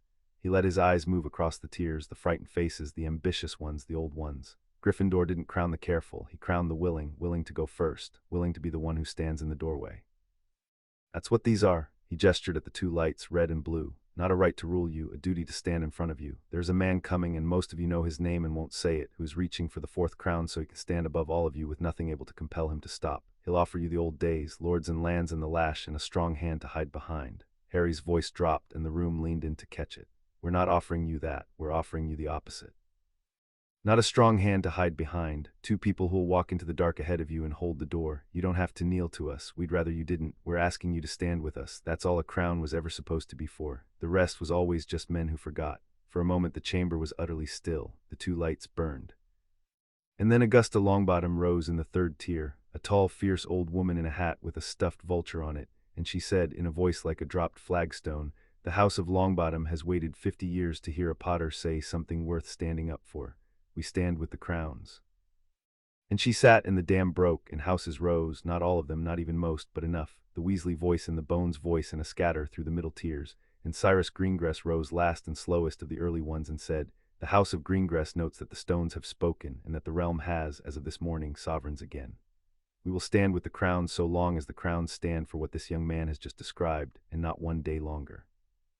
Let it be on the record exactly that way." Which was, Harry understood, the most honest allegiance in the room, and the most useful, because a man who told you the precise condition of his loyalty was a man whose loyalty you could keep. And on the dais, Tiberius Ogden looked around his fracturing chamber, and looked at the two burning lights, and did the only thing a frightened trustee could do when the true owners came home. He came down off the dais, the gavel hanging forgotten in his hand, and he bowed stiffly to the two of them and said, "Then the Wizengamot acknowledges its founding seats," and it was done. And the thing Dumbledore had feared for a lifetime, the crowns out in the open in the daylight, had happened, and the sky had not fallen. Cyrus Greengrass found them in the corridor outside the chamber before the others could mob them, moving with the unhurried purpose of a man who had decided to spend a coin and wanted no witnesses to the spending. He did not offer his hand. He looked at Harry and at Hermione, and at the two of them together, the lion and the tower, and what was in his ledger of a face was the cold arithmetic of a man who had just watched the odds change. "That was well done," he said. "The girl's reading of the Conquered especially. Selwyn has dined out on that clause for 30 years, and you gutted him with the line that comes after it. I shall enjoy remembering his face." His eyes sharpened. "Now, I told the chamber I stand with you so long as you stand for what you described, and I meant the whole of it, the condition and the threat both. So here the condition spoken privately, where you can be sure I mean it. My family is old and my daughters are young, and I have spent 2 years keeping the House of Greengrass off the Dark Lord's lists by being too useful to kill and too quiet to trust. I have danced on that knife so long my feet have learned the steps. I will dance off it, onto your side in the open, where Selwyn and his master can see me do it. A beat. But the day your crowns start to look like his, the day you reach for power as a thing you are owed rather than a duty you are spending, I will dance straight back, and I will take the 11 houses that follow my lead with me, and I will not feel I have broken faith, because the faith was always conditional and I told you so to your faces." He inclined his head, precise as a closing door. "That is the most loyalty an honest man has to give in a war of crowns, conditional and stated and kept." "Do not waste it, we won't," Hermione said, "and thank you for the honesty. It's the only kind of allegiance worth having, because it's the only kind that tells us when we've gone wrong." She held his gaze. "One thing in return, Lord Greengrass. You've kept the House of Greengrass off his lists by being useful and quiet. Watch which of the quiet ones go missing from the lists now that we've stood up. He'll be reaching for the houses he can still frighten, and the first sign of who he's bought will be who suddenly stops being afraid of him in public.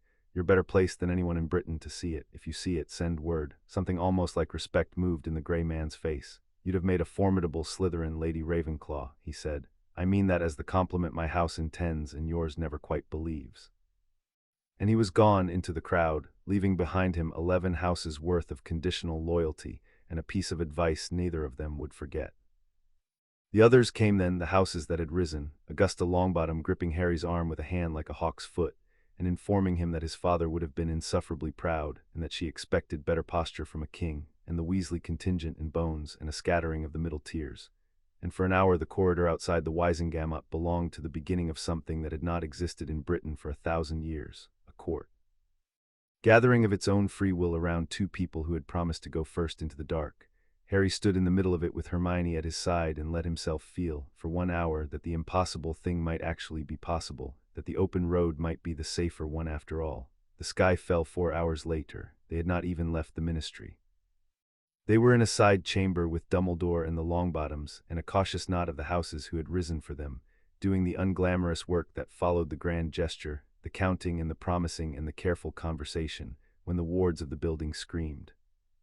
Harry felt it before the alarm sounded, felt it through the crown, a violence against the ministry's ancient protections, and he was moving before Ogden's enchanted voice began booming through the corridors that the building was under attack, that the atrium had been breached, that all members were to shelter in place.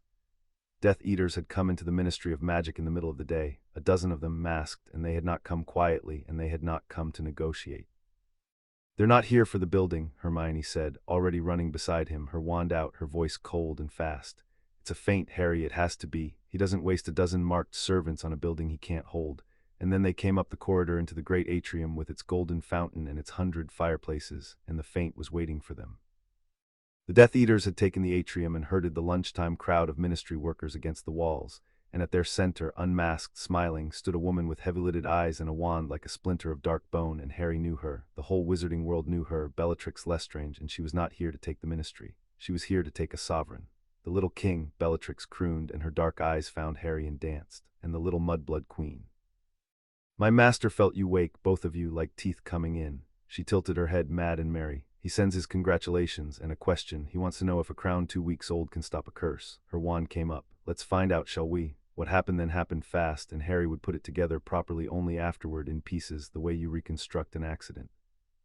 Bellatrix's curse came green and fast, and Hermione's shield met it. But it was not a shield Harry had ever seen. It was blue and high, and it did not merely block the curse. It turned it, the tower's magic bending the death light away into the marble of the floor where it cracked the stone. And in the same instant Harry was moving, not casting, moving, putting himself between the masked wands and the workers crushed against the wall, because that was what the crown in his spine demanded of him. First into the dark, and the sovereign magic poured up through him and out, and where it went the Death Eaters' curses guttered and slowed, because they were casting in the presence of a woken king, and their hearts were not in it the way loyalty makes a heart sure, and his was entirely. He did not win by being a better duelist. Ragnarok had told him he wouldn't. He won by being a fixed point. The ministry workers, crushed against the wall, felt the king standing in front of them, and the wild thing in them steadied into something that could move. And they moved, scattering for the fireplaces, and the Death Eaters' line wavered, because a line of frightened servants cannot hold against people who have stopped being frightened. And Hermione's shields walked forward in a wall of blue beside Harry's red, the two of them advancing across the atrium side by side, and Bellatrix's grin curdled as her dozen became 8. Became 5, became a knot of masked figures backing toward the visitors' exit with their feint gone wrong. It was not bloodless. A junior clerk, a boy of perhaps 19 in ministry gray, broke too early from the wall and ran the wrong way into the open between the lines, and a Death Eater's wand swung to follow him, and Harry saw the curse leave the wand the way you see a thing too fast to stop and too clear to forget. He did not think. The crown thought for him, or the part of him the crown had crowned. He crossed the marble in 3 strides and put himself between the clerk and the curse, and got a shield up mostly enough, and the curse caught him along the side instead of full, a line of fire opening across his ribs under the dark robes, and the force of it spun him into the lip of the golden fountain, and the world went white and ringing at the edges. He heard Hermione cry out, not his name, a word with no language in it, and he felt the doubled thread between them flare, and what came next he would never fully describe, because the tower's magic and the cry still in her throat and her refusal braided into a single thing, and the blue shields stopped being shields. They became a wind.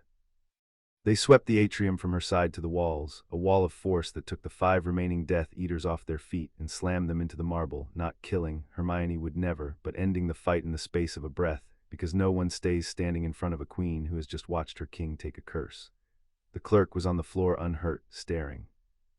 Harry got a hand on the fountain's rim and pulled himself up, his side screaming, his palms slick with his own blood, and Hermione was there. She was already there, her hands on him, her face white, her mouth a hard line, her wand moving over the wound in the diagnostic patterns she had learned to undo memory charms and had learned, somewhere in a war-frightened year, to close a curse wound too. You absolute idiot, she breathed, working, her voice shaking and her hands perfectly steady, the contradiction that was the whole of her.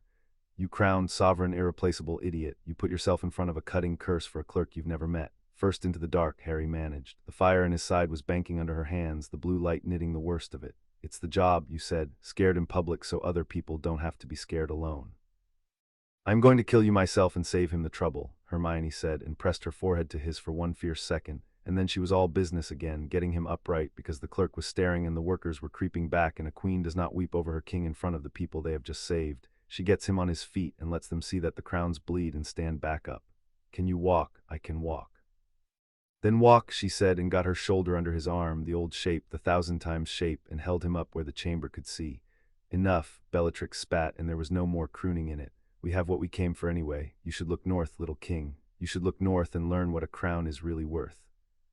And she flung something to the floor that burst into a roiling black smoke, and when the smoke cleared the Death Eaters were gone, leaving the cracked marble and the scattered workers and the golden fountain spilling on, and the dread of Bellatrix's last words hanging in the air like a struck bell. The atrium filled then with the people who had come too late for the fight, and exactly in time for the cold that comes after. Sirius reached Harry first, shoving through the returning crowd with his wand still out and his face open in a way he never let it be in public, and he saw the blood on Harry's robes and the blood on Hermione's hands and went the color of old bone.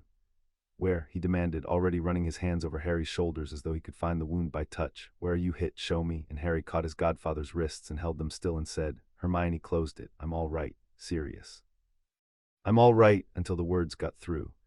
Behind Sirius came Tonks with her hair gone white-shocked instead of pink, and Kingsley moving among the downed Death Eaters with binding spells, and a nod of the order, and the houses creeping back into their chambers' corridors to learn that their new kings had been bled within 4 hours of being crowned. Sirius pulled Harry into a hard, brief embrace, careful of the side, and said into his ear, low and fierce, the thing he could not say in front of the chamber, Your father did this exact thing. Stepped in front of a curse for someone he'd never met. I buried him for it. Don't you dare make me do it twice, do you hear me, your majesty? And Harry held on to him and said, I hear you, and meant it and knew he'd do it again and knew Sirius knew too, and that was the whole grief of loving a king, and they both carried it standing up. Look north, Hermione repeated. She had gone white. Harry, the tower's in the north. And then she stopped because it was not the tower. The thread to the tower was steady and bright in Harry's chest, and they both understood in the same breath that Bellatrix had not meant Hermione's crown at all. Dumbledore found them in the atrium 30 seconds later, and Dumbledore, who Harry had never in 6 years seen hurry, was hurrying, his blue robes flying, his old face the color of ash, and he had a copy of an Emergency Prophet Special Edition crushed in one hand, the ink barely dry, and he did not waste words. He has done it, Dumbledore said, while his servant kept you busy here, while the whole of the Ministry's eyes were on this room. He held out the crushed paper, and the headline was a single black word above a photograph of a sky in the far north turned the color of a bruise, of a thing rising over a Scottish mountain that was not the dark mark they all knew but something vaster, a serpent of green fire crowned in green fire, coiled around the whole horizon. He has taken the serpent. He has paid its trial whatever it cost him, and the histories say its trial costs a piece of the soul, which is the one currency that man has always been willing to spend. Dumbledore looked from Harry to Hermione, and the steel in him was bent now into something that was almost pleading. There are 3 crowns awake in the world tonight, yours and his. The thing I spent my whole life ensuring would never happen has happened in a fortnight, and it is too late to undo, and so I will say the thing I have never once said to anyone in this war. He drew a breath. I do not know what to do. I am asking my kings what we do now. And Harry Potter, 2 weeks a sovereign, standing in the cracked marble of the atrium with the workers he had shielded still picking themselves up around him, and a serpent of green fire crowning the northern sky in the photograph in Dumbledore's shaking hand, looked at Hermione and felt the doubled thread between them pull taut, lion and tower, and found that the answer was already there, the way it had been there at the bottom of the bank, the way it always was when she was beside him. We find the 4th crown before he does, Harry said. The cup, Hufflepuff's in Gringotts, 3 crowns awake and 1 still sleeping in honest hands, and whoever wakes it tips the whole board. He'll come for it now. So we get there first, and we find Helga's heir if there's one left to find, and we make it 4 against 1 instead of 3 against 2. He looked around the atrium, at the scattered workers, at the houses beginning to creep back into the corridors, at the realm that had just learned it had sovereigns again and a dark king both in the same single day. And we don't do it from a kitchen anymore, he's declared himself, so do we. He turned to Dumbledore, and the steel in his own young voice was a thing the old man had taught him without meaning to. Call the houses that stood with us today, all of them. Tell them the war the Ministry's been pretending to fight just became a war of crowns, and tell them their kings are calling the banners. A breath. Then come north with us, Professor. You said you wanted to stand with us instead of arranging us. Here's where you stand, at our backs on the road to Gringotts, while we go and wake the last sleeping crown in Britain before he can take it from us. Chapter 5 and Chapter 6. The War of Crowns. Greengrass's word came 9 days later, on a single scrap of parchment carried by a barn owl that had been bred to forget where it had flown from, and it said only 6 words, they are reaching for the cup. Hermione read it twice and laid it on the table and went the still way she went when the board moved. He's not waiting, she said. I thought we'd have a month. He's barely worn the serpent a fortnight and he's already reaching for the 4th crown, which means he knows exactly what we know, that 3 crowns awake and 1 asleep, and whoever wakes the last one tips everything. Her finger found the scrap. Greengrass says reaching, not has, reaching. We still have a little time and we know where the cup is, which he has to learn because it isn't in any vault he can buy his way into. It's held in trust by the goblins in the deep of Gringotts below the dragons where the old ledger sleeps. She looked up at Harry. He's going to come to the bank, with the serpent on his brow and every house he's bought at his back. He's going to walk into Gringotts and try to take Helga Hufflepuff's crown by force. A breath. And the goblins have kept that crown 1,000 years, and they kept faith with us when no wizard did, and we are not going to let him burn down the only honest bank in Britain to do it. Harry's side still pulled when he moved too fast. Hermione had closed the cutting curse on the atrium floor, but a curse wound left a memory in the flesh, and his left side carried a pale seam now under the ribs that ached in the cold and reminded him, when he forgot, that crowns bled. He had stopped letting it slow him on the second day, partly because there was no time for it, and partly because he had caught Hermione watching the way he favored it, the small flicker of her attention every time he reached for something on his left, and he had decided that the kindest thing he could do for her was to heal fast and visibly. So he did the exercises she set him without complaint, and he let Molly Weasley fuss soup into him at the burrow where they had moved the wounded and the War Council both, and he stood straighter than the seam wanted him to, because a king who limped was a king his people worried over instead of followed, and they had no spare worry to give. The burrow had become the heart of something in those days, the way Grimmauld had been before it, only larger now, because the thing they were building had outgrown a townhouse. Owls came at all hours from the houses that had risen in the Wisengamot, pledges and questions and warnings, and Hermione answered each one in her cramped certain hand, and the long table that had fed Weasleys for 30 years now fed the beginnings of a court. Arthur Weasley walked the wards each night. Bill came home from his own work at the bank gray-faced with what the goblins were quietly preparing. Fleur organized the wounded with a ruthlessness that made even Molly step back. And in the center of it, Harry and Hermione moved as a pair, never far apart, the doubled thread between them a thing the whole household had learned to read, so that when the two of them went still at the same moment over the same map, the kitchen lowered its voice without being asked. The defense of Gringotts was a thing no one had attempted in 500 years, and they had 4 days to plan it. Ragnarok received them in the warm high chamber with the iron thread ledgers, and he listened to Hermione lay out the threat with the stillness of old stone, and when she had finished he said only, "The bank has expected this since the morning your blood woke the lion. We did not expect it so soon, but the goblins do not keep a crown 1,000 years and then hand it to the first dark wizard who knocks. We will fight for the cup. The question, Lady Ravenclaw, is whether the wizards will fight beside us, or whether this will be the day the goblins discover, once again, that wizard gratitude is a coin that spends only in good weather." His black eyes were flat. "We have been the door other people hide behind for 1,000 years. We are tired of it. If your houses come, they come as our allies, sworn and equal, and the old insult ends today, or they do not come into my bank at all." "They'll come as your allies," Harry said. "Sworn and equal, I'll swear it first in front of all of them, and any house that won't swear it can stay home and explain to the wizarding world afterward why it sat out the defense of Britain over a 1,000-year-old habit of looking down." He held the old goblin's gaze. "You kept faith when no one made you. That's the only kind of ally worth dying beside. We come as equals or we don't come. You have my word on the lion." Something shifted in Ragnarok's ancient face, a thing that had waited a very long time to be offered and had stopped expecting it. "On the lion," he repeated. "Then the deep of Gringotts will open to you, king of the burning seat, and to your queen, and to your sworn houses, and we will hold the cup together or fall together, which is more honor than your kind has shown mine in 900 years. He rose. "Come, if you mean to fight a war in my bank, you had best learn its bones." They learned its bones. They learned the bank was a fortress that had simply forgotten it was one, its marble lobby a killing floor if you knew the runes worked into it, its vault carts a moving cavalry if you knew how to free them from their tracks, its dragons, the blind chained beasts of the deepest vaults, a last resort no one wanted to consider, and everyone considered anyway. Hermione mapped it the way she mapped everything, until she carried the whole bank in her head, every stair and ward and choke point, and Harry walked it with Ragnarok and the goblin captains and learned where a king should stand so that the magic of loyalty would reach the most defenders at once, because that, Ragnarok said, was the whole art of a sovereign in a battle, not where you struck but where you stood, so that the people around you stopped being able to break. He swore the oath on the second day, in the bank's marble lobby, in front of every house that had come to fight and every goblin captain who would lead them, because an oath sworn in a back room was a courtesy, and an oath sworn in the open was a law. He stood on the floor of the lobby, not above it, the way he had stood below the Wisengamot, and he put out his hand to Ragnarok in front of them all, wizard to goblin, palm open, the gesture no king of his kind had made to one of Ragnarok's in 900 years. "The House of Gryffindor swears it plainly," Harry said, and the lion lent the words weight enough to carry to the doors. "From this morning, the goblins of Gringotts are not the keepers wizards hide behind. They are our sworn allies, equal in the field and equal in the peace that comes after, and the first law of any settlement my crown has a hand in will be that the insult ends, the old indignities, the wand bands and the closed doors and the centuries of being treated as clever beasts who count gold. It ends. You have my word on the burning seat before these witnesses, and a king's word on his crown cannot be unsaid." He held the open hand out steady.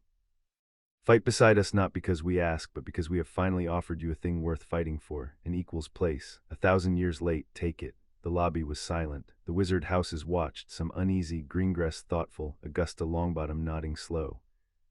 And Ragnarok looked at the open hand for a long moment, the hand of a wizard king extended palm up to a goblin in front of a hall full of his own kind, and Harry saw 1,000 years of grievance and grief move behind the ancient black eyes, and then the keeper of the old ledgers reached out and took it. On the ledger that records only what is true, Ragnarok said, and his dry voice did not waste itself on grandeur, which was how everyone knew he meant it. I will hold you to that law, king of the burning seat, in the peace if we live to see one.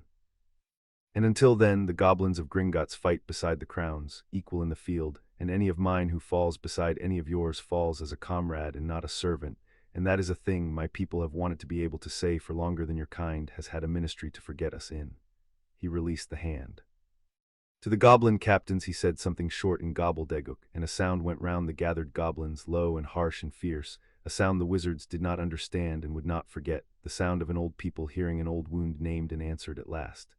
It is sworn, Ragnarok said. Now we are allies. Now learn my bank, and let us go and disappoint the Dark Lord together. On the third night in the bank's deep hall where the old ledger slept, Harry found Hermione alone by the lectern, her hand flat on the closed book, looking at nothing. I keep thinking about the founders, she said when he came to stand beside her. 4 crowns, each the equal of the rest, and they couldn't hold the peace because there was nothing above a king but another king. Ragnarok said it the first day, and I keep turning it over because it's the whole shape of this. Voldemort wants to be the one king with no equal because he watched the same history we did and he learned the wrong lesson from it. He thinks the War of Crowns happened because there were 4. He thinks the answer is to be the only one. Her hand pressed flat on the ledger. But that's not why it happened. It happened because 4 sovereigns who feared each other had no reason to trust and every reason not to. The crowns weren't the problem, the fear was. 4 crowns held by people who trusted each other wouldn't have made a war. They'd have made the strongest thing the world has ever seen. She turned and looked at him, and the lamps of the deep hall were in her eyes. That's the thing he can't do, Harry. That's the one move on the board he will never make because it costs the only thing he's never been willing to spend. He can take crowns, he can't share one. He can't stand beside an equal and not reach for their throat. And you and I have been sharing everything since we were 11 years old. Harry put his hand over hers on the closed ledger, the old gesture, the worn smooth one. You're saying the way to beat the serpent isn't a bigger crown, he said slowly, working it out the way he worked things out with her out loud. It's 2 crowns that trust each other, the thing the founders never managed. I'm saying it might be 3, Hermione said quietly. Lion, tower, and cup, held in fellowship instead of rivalry. The founding done right for once, 1,000 years late. I don't know how yet. I don't know if the magic will even allow it. Nobody's tried it since the world was young.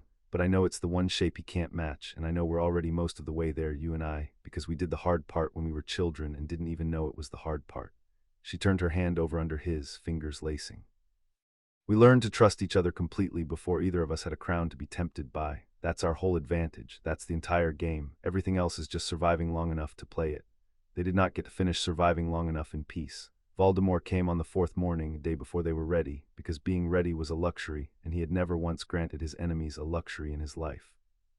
He came at dawn up Diagon Alley, and the alley emptied before him the way water draws back before a wave.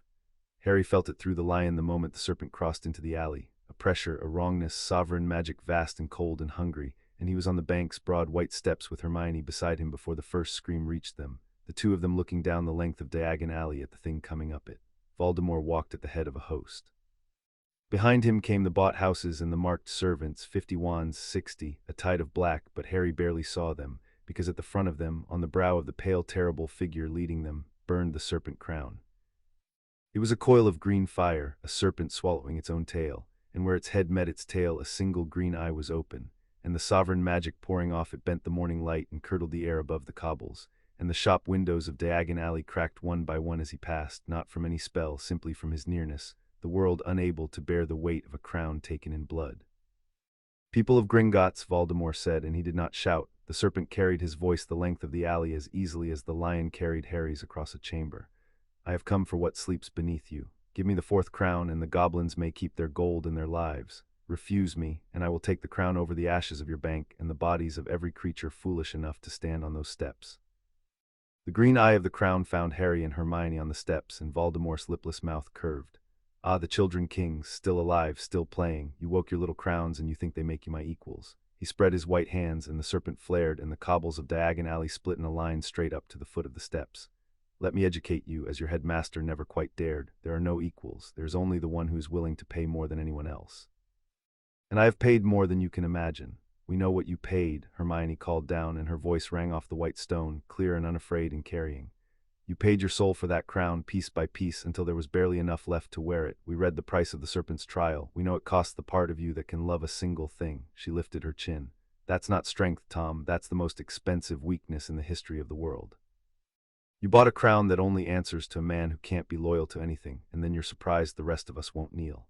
The green eye of the serpent narrowed. For an instant something crossed the pale, ruined face, the old name landing where it always landed, and then it was gone, and Voldemort stopped speaking because he had never been a man who answered a true thing, only a man who buried it. He raised his hand, and the war began.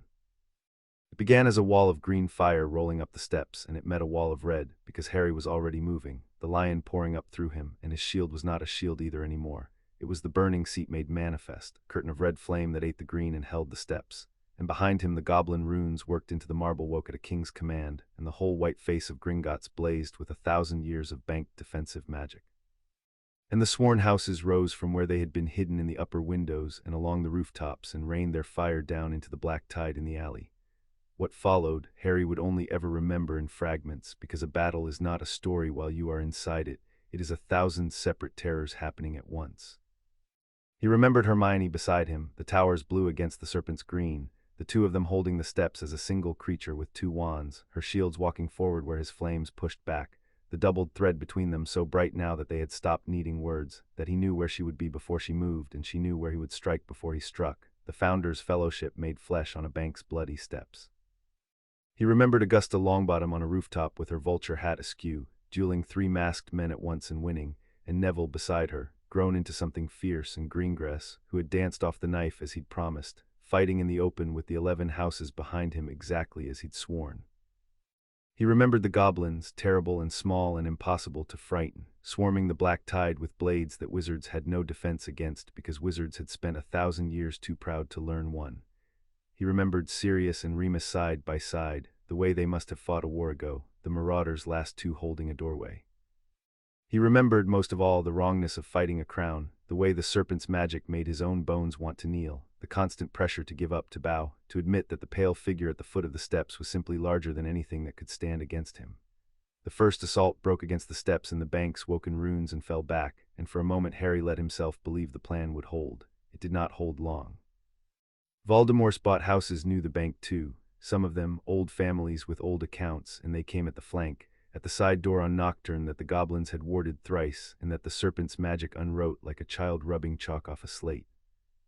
The black tide poured into the lobby, and the killing floor that Hermione had mapped became a killing floor in earnest, the marble runes flaring as wizards crossed them, but there were too many, and the line of the houses bent inward, and a knot of masked servants drove a wedge toward the stair that led down, toward the deep, toward the cup. The stair, Hermione snapped, and Harry was already turning, but they were too far, the wedge too fast, and it was Bill Weasley who met it, Bill and a dozen goblins, who had been waiting for exactly this because Bill had spent his career learning the bank's bones, and the goblins had spent 1,000 years living in them. The vault carts came off their tracks at a goblin captain's shriek, freed to run wild, and they did not run wild, they ran where the goblins steered them, iron carts the size of horses howling down the stone at the wedge of Death Eaters, and the wedge broke and the stair held, and Bill came up out of it bleeding from the scalp and grinning the grin his mother hated, and the deep stayed sealed. Harry remembered turning back to the steps and finding the serpent's host surging up them again, and a curse coming for him from the side, fast, low, and Hermione's shield was already there, between him and it, because she had felt it through the thread before he had, and in the same instant his flame was between her and the wand that had been swinging toward her unprotected back, because he had felt that, the two of them covering each other's blind sides without a word, without a glance. A single creature with 2 wands and 1 trust, and the masked servant who had thought to take the queen from behind died of the assumption that she fought alone.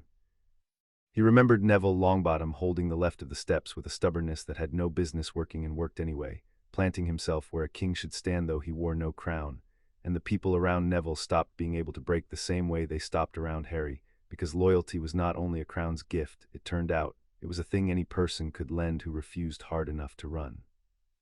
He remembered Tonks pulling a wounded goblin out of the line under fire, her hair gone the flat gray of a woman with no attention left over to color it. He remembered Greengrass, elegant and cold, dueling Corvin Selwyn across the cracked marble, 2 old houses settling a 1,000-year account and Greengrass winning and not killing, and saying something to the downed Selwyn that made the man's face go white, and the 11 houses holding their corner of the steps like a closing door. And he remembered the moment the tide turned the wrong way, the moment the numbers stopped mattering and the crown started to, when the bought houses and the marked servants drew back of their own accord, flowing to the edges of the steps, clearing a path up the center, because their master had decided that walls and servants had done all they could do, and that the rest was a matter for crowns. The black tide parted. And up the cleared center of the steps, unhurried, the serpent burning green on his brow and the morning curdling around him, came Voldemort himself to finish with his own hand what 50 wands had failed to finish, and Harry felt the wrongness rise to a scream in his bones, and knew that the outer war was over and the only war that mattered was about to begin. The serpent against the lion and the tower. 3 crowns on a bank steps in the dawn, the most concentrated sovereign magic the world had held since the founders died, and for a few terrible seconds Harry and Hermione held him, the two of them together, lion fire and tower light braided into one defense, and Voldemort's advance slowed, and his pale face showed at last something that was not contempt. It was unlike any duel Harry had fought, because it was not, in the ordinary sense, a duel at all. There was very little wand work in it. The serpent did not throw curses so much as throw weight, a pressure of pure sovereign command that said kneel, that said you are less, that said the world has decided, and you are on the losing side of the deciding, and the only defense against it was a deeper refusal, a will that said back no. Harry stood on the steps and refused with everything the burning seat had given him, the willingness to be first into the dark, the love of the crowded table he was standing in front of, and beside him Hermione refused with the tower, with truth against the serpent's enormous lie, and where their 2 refusals braided together the green pressure could not pass. Voldemort pushed, and the marble cracked beneath all 3 of them, and the braziers of green and the curtains of red and blue strained against each other until the air over the steps screamed, and for those few seconds the oldest magic in Britain stood balanced on the trust of 2 people who had been friends since they were 11. "You cannot hold this," Voldemort said, and the green eye of the serpent blazed, and Harry felt the truth of it in his shaking arms, because the Dark Lord was not even straining yet, was studying them the way a grandmaster studies a clever child's opening, with interest and no fear. "Do you feel it, little king? You are pouring out everything you have, and I have not yet begun to spend. A crown is worth what was paid for it. You paid nothing. You were given yours like a birthday gift, like the watch on your wrist. I carved mine out of my own soul with my own hand." He took 1 step up, and the kings gave 1 step back, and the whole defense felt it and wavered. There is no trust in the world large enough to outweigh that. Loyalty is a candle. I am the dark it burns in. Kneel, and I will let your queen live as my subject. It is the kindest offer your kind has had from mine in 1,000 years. "Heard your offers," Hermione said through her teeth, and her tower light flared and held.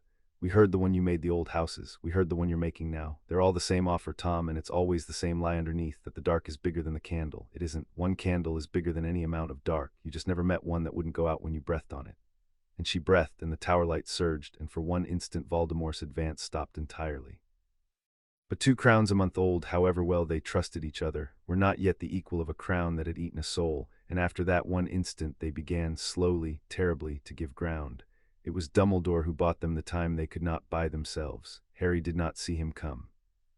He only knew that the unbearable pressure of the serpent suddenly broke against something, that a 3rd magic had thrown itself into the gap, old and bright and absolutely without calculation, and that Albus Dumbledore was standing between his kings and the Dark Lord with his wand up and his blue robes burning at the hem in his face, for once in his long arranging life, holding nothing back at all.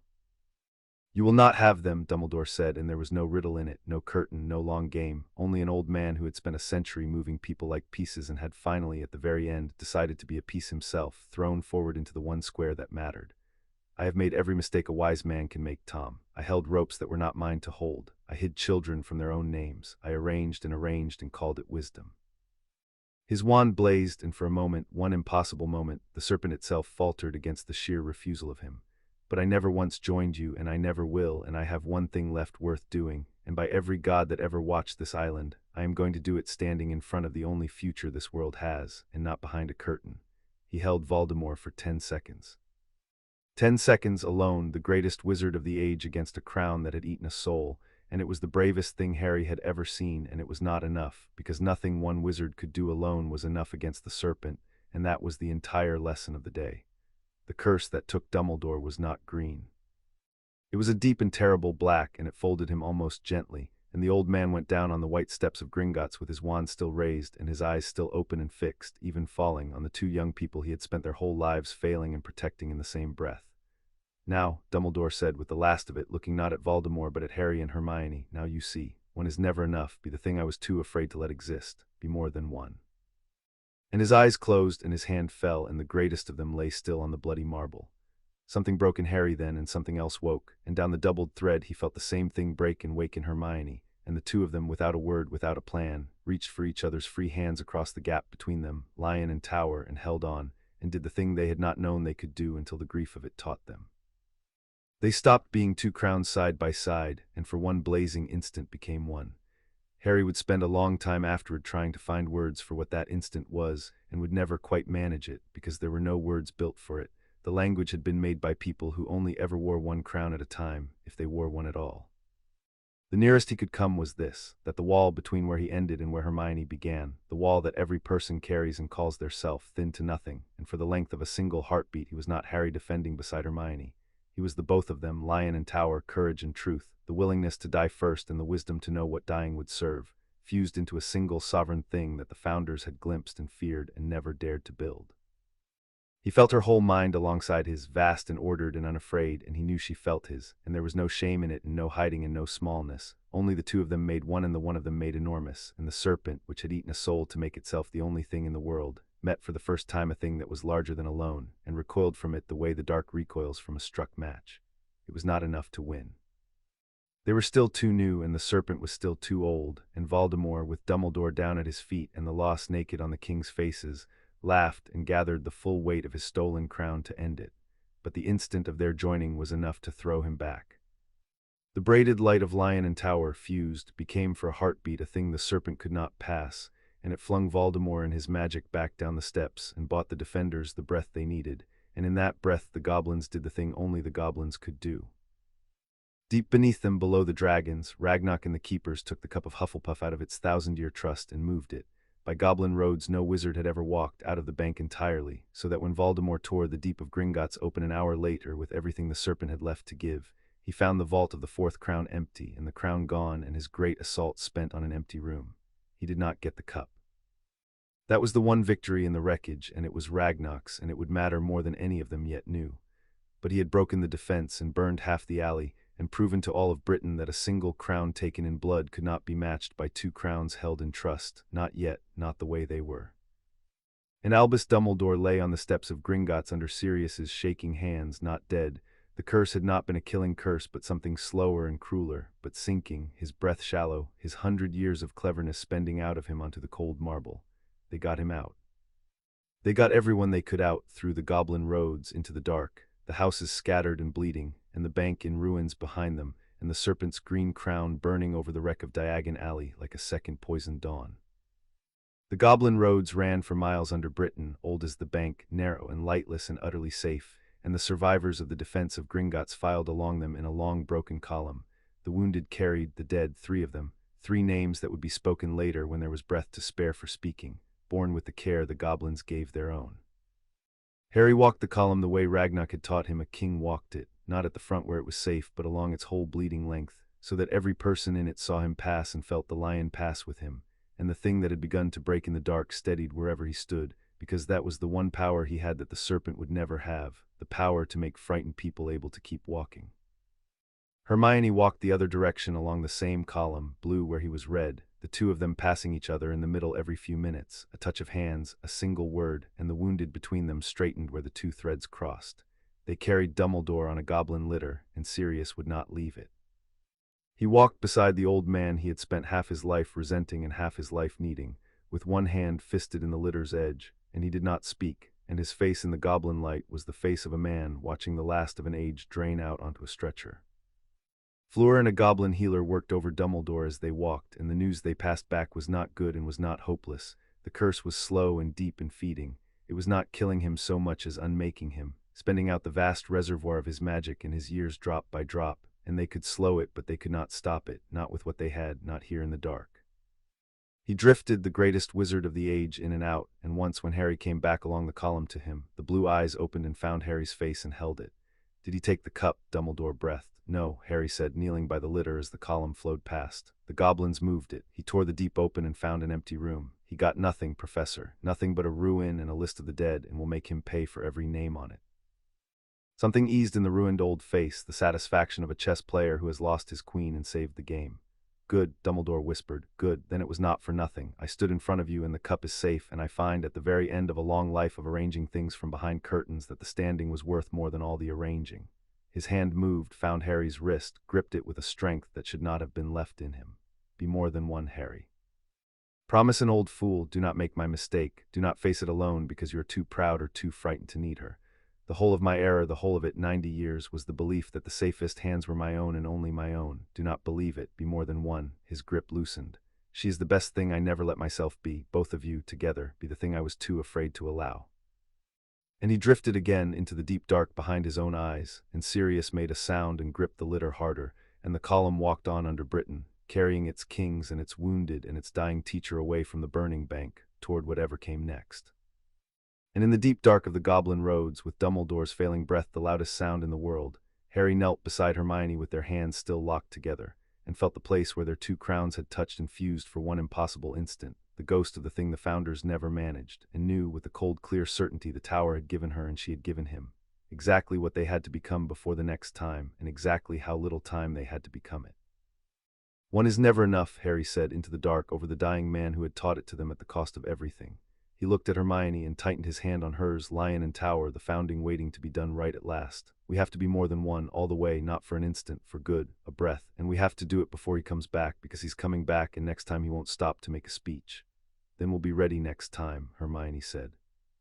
Her hand was tight in his and her voice was low, and even in the dark of the goblin road, the voice she used when she had taken a thing that should have broken her and turned it instead into a plan. We touched it, Harry, for an instant. We know it's there now and we know the shape of it, and there's only one of us who's ever beaten an impossible problem by being told it was impossible, and it's me, and I've decided we're going to do it properly. She drew a breath that shook only a little. 3 crowns held in fellowship, lion, tower, and cup, the founding done right. The goblins have Helga's crown, and the goblins are our sworn allies now, and they have no heir to give it to, which means there has to be a way to hold it in trust between us, the 3 crowns standing together the way the 4 never could. She turned in the dark, and he felt her look at him, though he could barely see her. He carved his crown out of a soul. We're going to build ours out of trust, and a bank that kept faith for 1,000 years, and a family that feeds each other when the blood says they shouldn't. And when he comes back, he's not going to meet 2 frightened children with new crowns. He's going to meet the thing the Founders were too small to become. A breath. Now help me get our teacher to the burrow before the dark gets the last of him. We've got a founding to finish, and I am not doing it without the man who told us to be more than one. And the column walked on under Britain, lion and tower hand in hand at the heart of it, carrying their dying teacher and their wounded houses and their goblin allies and the whole improbable family that had gathered itself around 2 children with crowns, out of the burning ruin of one battle and toward the founding that would decide the war, while above them, over the wreck of Diagon Alley, the serpent burned green in a poisoned dawn and waited, and counted itself the only thing in the world. Chapter 6 and Chapter 7. The 2 thrones. They brought Dumbledore to the burrow, and the burrow held him, the way it had held so many broken things over the years, in the upstairs room with the orange walls and the view of the orchard, while downstairs the War Council argued about how to do a thing that had never been done. For 2 days the old man drifted at the edge of the dark, and the goblin healer and Fleur held the curse back drop by drop, and they could not turn it, and everyone in the house knew they could not turn it, and no one said so out loud, because saying so out loud was a thing they were not yet ready to do. Sirius did not leave the chair by the bed. Harry brought him food he did not eat and tea he let go cold, and once late sat with him in the orange dark while Dumbledore's breath rasped, and Sirius said, not looking away from the bed, I hated him for years, you know, for Azkaban, for not getting me a trial, for deciding, always deciding who got to know what. His voice was rough. And now I'm sitting here like he's my father, because it turns out the people who shape you and the people you forgive aren't always different people, and the older I get the more they're the same one. He scrubbed a hand over his face. Don't waste years hating people, you'll only end up grieving, Harry. That's the one piece of wisdom I've got. Took me 30 years and a dying man to learn it. It was on the second night that Hermione found the way. She had been in the orchard with her books and her tower given knowing, working the problem the way she worked all problems, and she came in through the kitchen door with leaves in her hair and her eyes bright with the particular light that meant she had cracked something open, and she did not even sit down.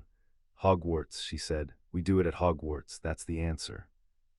I've been looking for a founding site, somewhere neutral, somewhere the magic of fellowship could anchor, and I kept thinking it had to be one of the old halls, the burning seat, or the tower, and it can't be, because those are single thrones, they're built for 1 crown each, they'd never hold 3 in fellowship. She put both hands flat on the table. But there's one place in all of Britain that was built by all four founders together, with all four kinds of magic woven into one set of walls on purpose, as the one thing they ever managed to make in fellowship instead of war: the school. Hogwarts is the founding done right, the only time they ever did it right, and it's been sitting there for 1,000 years holding the proof that they could if they tried. Her voice gathered. We don't need to invent the magic of 3 crowns held together. The founders already made it. It's the castle. We just have to bring the crowns home to the place that was built to hold them all at once and let the school do the thing it was always for. Ragnar, who had come to the burrow himself to keep faith with his new allies, set down his cup. The cup of Hufflepuff was made in that castle, he said slowly. Helga forged it in the kitchens, the histories say, where she was happiest. It has not been within those walls in 1,000 years. His black eyes glittered.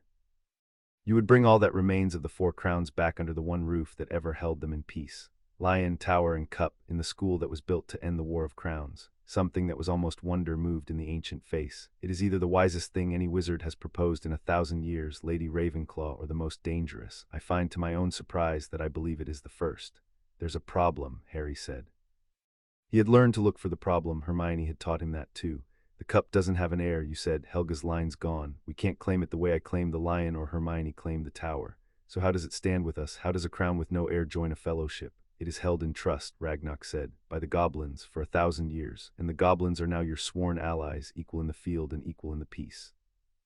He rose and he drew himself up, and for the first time in the history of the two peoples, a goblin offered a wizard not gold, not service, but a crown. Helga Hufflepuff was the only founder who ever treated my kind as kin. It would honor her, I think, past anything, for her crown to stand in the fellowship not as the seat of a dead line, but as the trust of the people she befriended. Let the cup be the goblin's place in the founding. Held by us, offered freely, standing for every creature your kind has spent 1,000 years deciding did not count. His voice did not waver. That is the 3rd crown, king of the burning seat, not a missing heir. An old friendship finally repaid. Take it, and let Helga's cup mean what she always wanted it to mean. Harry looked at the old goblin and at Hermione, and down the doubled thread past the whole of it. The rightness, the grief, the hope, and Harry stood and put out his hand to Ragnar for the 2nd time, and the 2nd time the keeper took it without hesitation. Then we found it together, Harry said. Lion, tower, and the trust of the goblins of Gringotts, 3 crowns, 3 peoples, and the school built to hold them. Helga's cup standing for everyone your kind and mine ever decided didn't count. A breath. That's a fellowship worth more than any throne taken in blood. Let's go and finish it before he comes back to stop us. They had 3 days to prepare a thing that should have taken 3 years, and they spent them the way the whole long summer had taught them to spend everything, together and in the open, and surrounded by the people who had chosen them. Hermione planned the founding down to the last syllable, the order of the oaths, the placing of the crowns, the precise geometry of the Great Hall, while Harry did the other work, the king's work, the work of standing where people could see him, and being the thing they could keep walking toward. Word went out to the houses that had risen, and to the goblins and to the order, that the kings meant to do at Hogwarts what the founders had failed to do, and that the doing of it would draw the serpent as surely as a lit window draws a moth, and that anyone who came to the castle came to fight. They came anyway. They came in their dozens and then their hundreds, the risen houses and the goblin companies and the ordinary witches and wizards who had spent a year being afraid, and had decided finally that they would rather be afraid standing next to a king than afraid alone in a locked house. Greengrass came and brought his 11 houses, and several more besides that had spent the fortnight revising their sums. Augusta Longbottom came and took charge of the castle's defenses with the air of a woman who had been waiting 50 years for someone to let her. The burrow emptied itself toward Hogwarts a wagon at a time. He'll come the moment we light it, Hermione said, on the last night before they left, with the whole plan laid out and the household packing around them. The founding can't be hidden. The instant the 3 crowns join, every wizard in Britain with the eyes to feel it will feel it, and he'll feel it loudest of all, and he'll come to break it before it sets, because a half-made founding is the one moment it could be broken. She looked up from her notes. So we don't try to hide it, we do the opposite.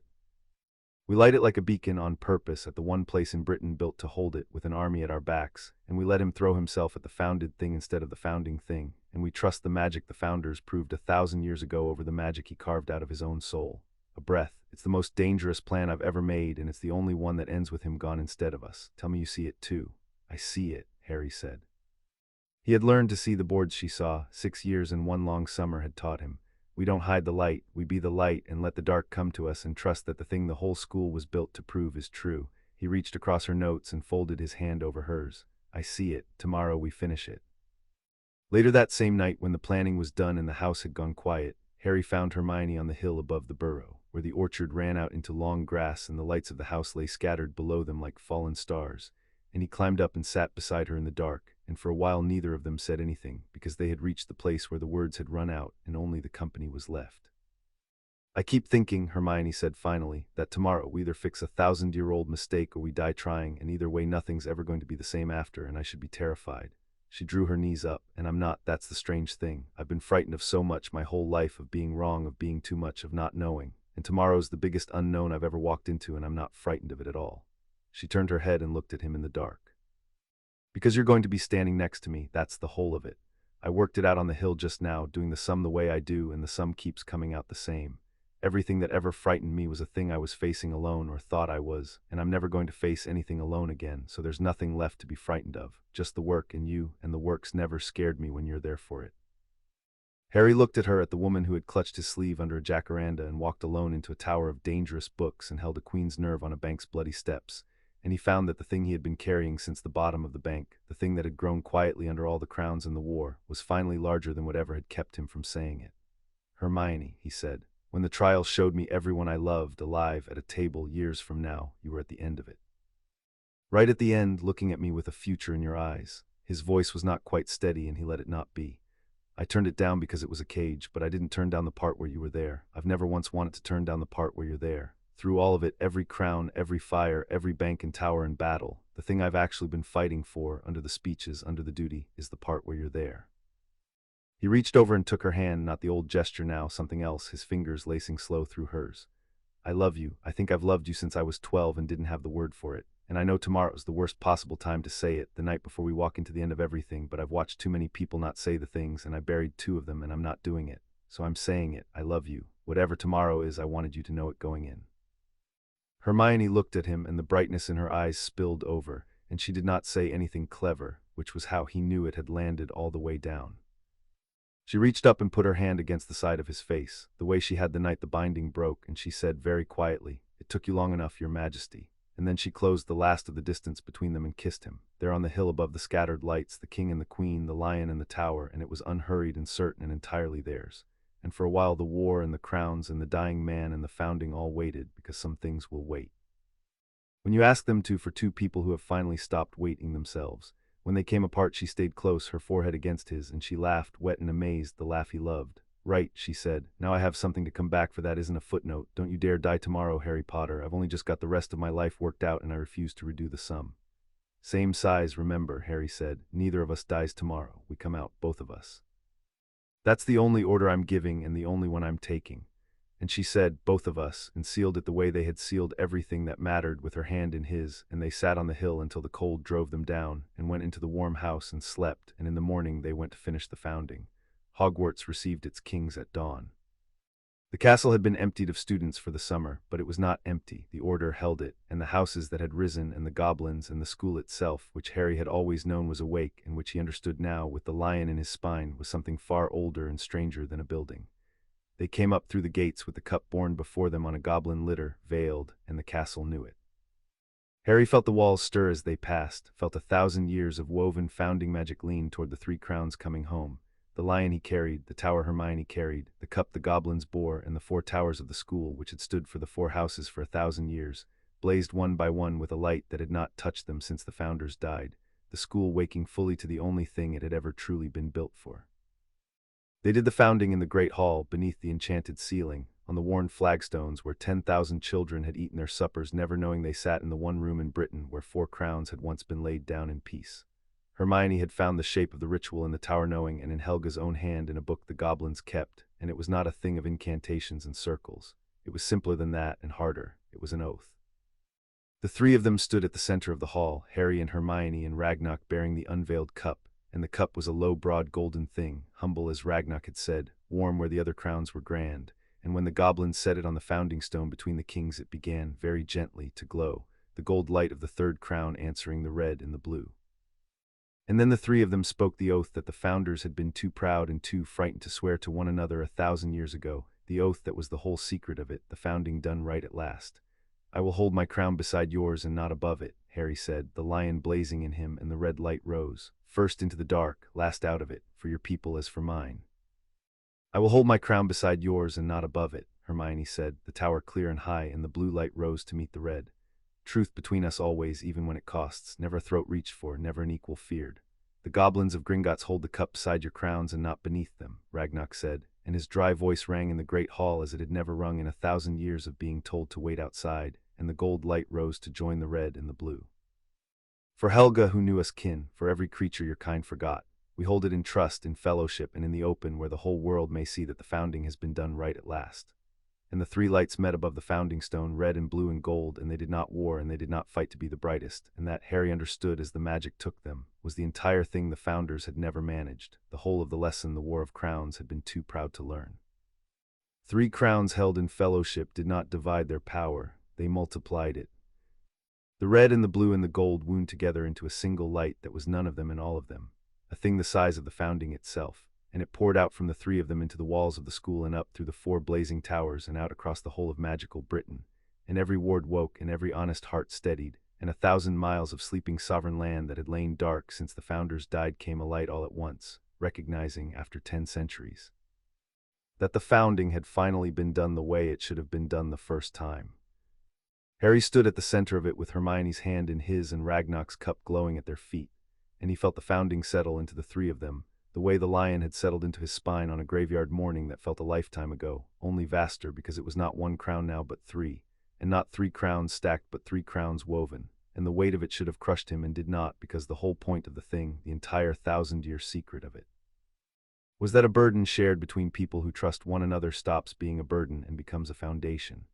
He could feel Hermione through it, all of her, the way he had felt her for one instant on the bank's steps, only now it did not hurt and did not pass, it simply was, the 2 of them and the goblins' trust braided into a single sovereign thing that the founders had glimpsed and feared. He could feel the gathered houses in the hall, and the goblins and the school itself, 1,000 years of children's laughter soaked into the stone, and the 4 towers blazing overhead, and far out beyond the walls the sleeping land waking, the locks and the hollows and the high places where sovereign magic had pooled and gone dark, all of it coming alight at once like lamps lit down a long hall, the whole island remembering, after 10 centuries of pretending the crowns were a fable, that it had once been a realm and could be again and could, this time, be a kind one.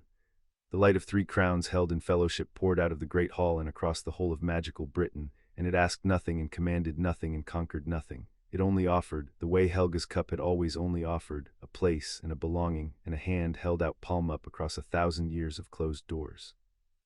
And the founding, reaching out through the school in its first breath of life, found the dying man in the orange room at the burrow and would not let the dark have him. Harry felt it happen.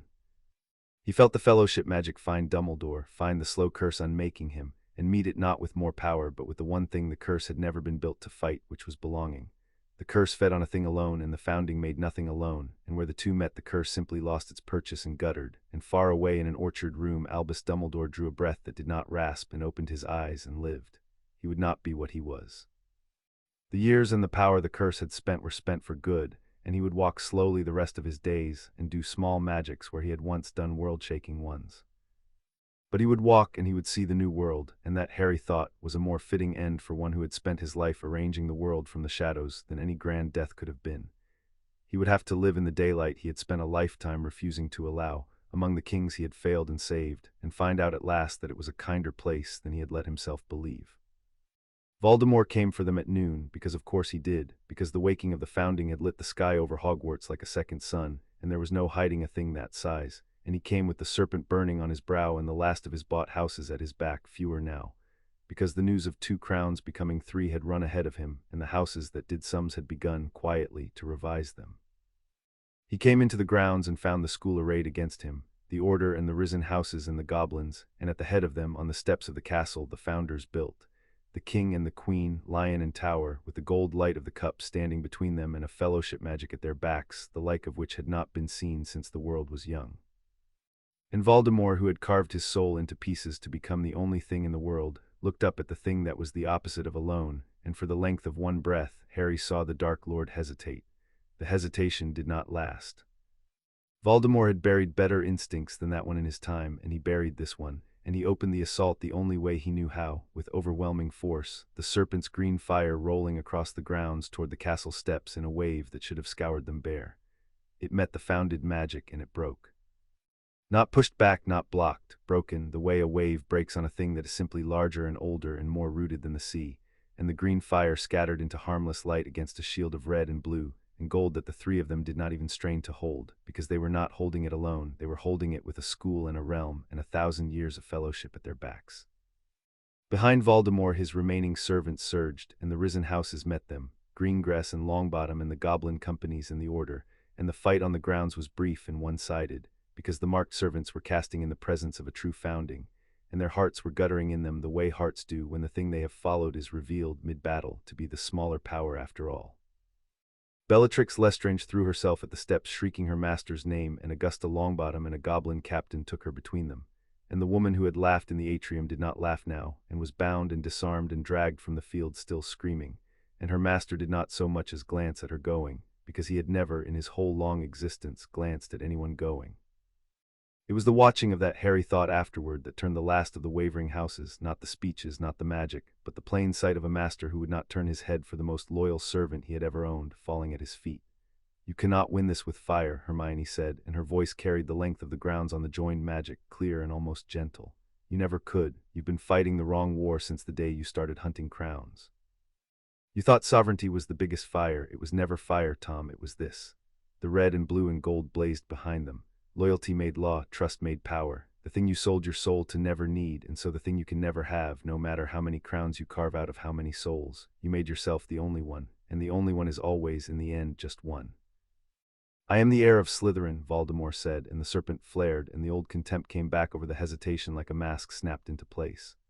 "I hold a founding crown. I am their equal and their better, and I will prove it on your corpses." "You hold a crown you took by force," Harry said, "from a trial that cost you the last of your soul, and a crown taken in blood can never do the one thing a crown is for. It can't make people follow you because they love you, only because they fear you." And fear breaks. He looked past Voldemort at the bought houses massed behind him, and he did not raise his wand. He raised his voice, and the lion carried it, and the magic of the true founding rolled out with it across the grounds.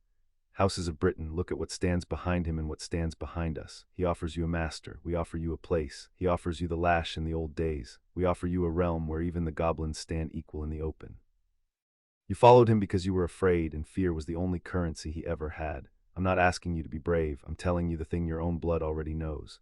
A crown held in fellowship is stronger than a crown held alone, and you are standing behind the weaker thing. A breath. Stand down, and there's a place for you in what comes next. Stand with him, and there's a place for you in the ground. Choose. But choose knowing the truth for once instead of the fear." And the magic of the true founding, the loyalty made law that Ragnarok had named on the first day, did the thing it had been built to do across 1,000 years, the thing the serpent could never match. It reached into the bought houses and the marked servants, and it weakened every one of them in the breaking of their faith, and it strengthened everyone who turned, and one by one, then in a rush, the host behind Voldemort began to come apart. Wands lowered, masks came off. Houses that had knelt from fear stood up from it and crossed the grounds and took their place behind the fellowship, because the magic of the founding made the truth of the thing impossible to hide from any longer, and the truth was that they had been standing behind a hollow crown and a man who was, when you stripped away the terror, exactly and only one.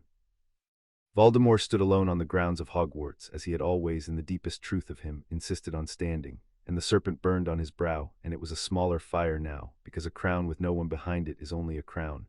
And Harry came down the steps toward him with the joined light of 3 crowns at his back and his wand still not raised, because this was not in the end going to be won with a wand.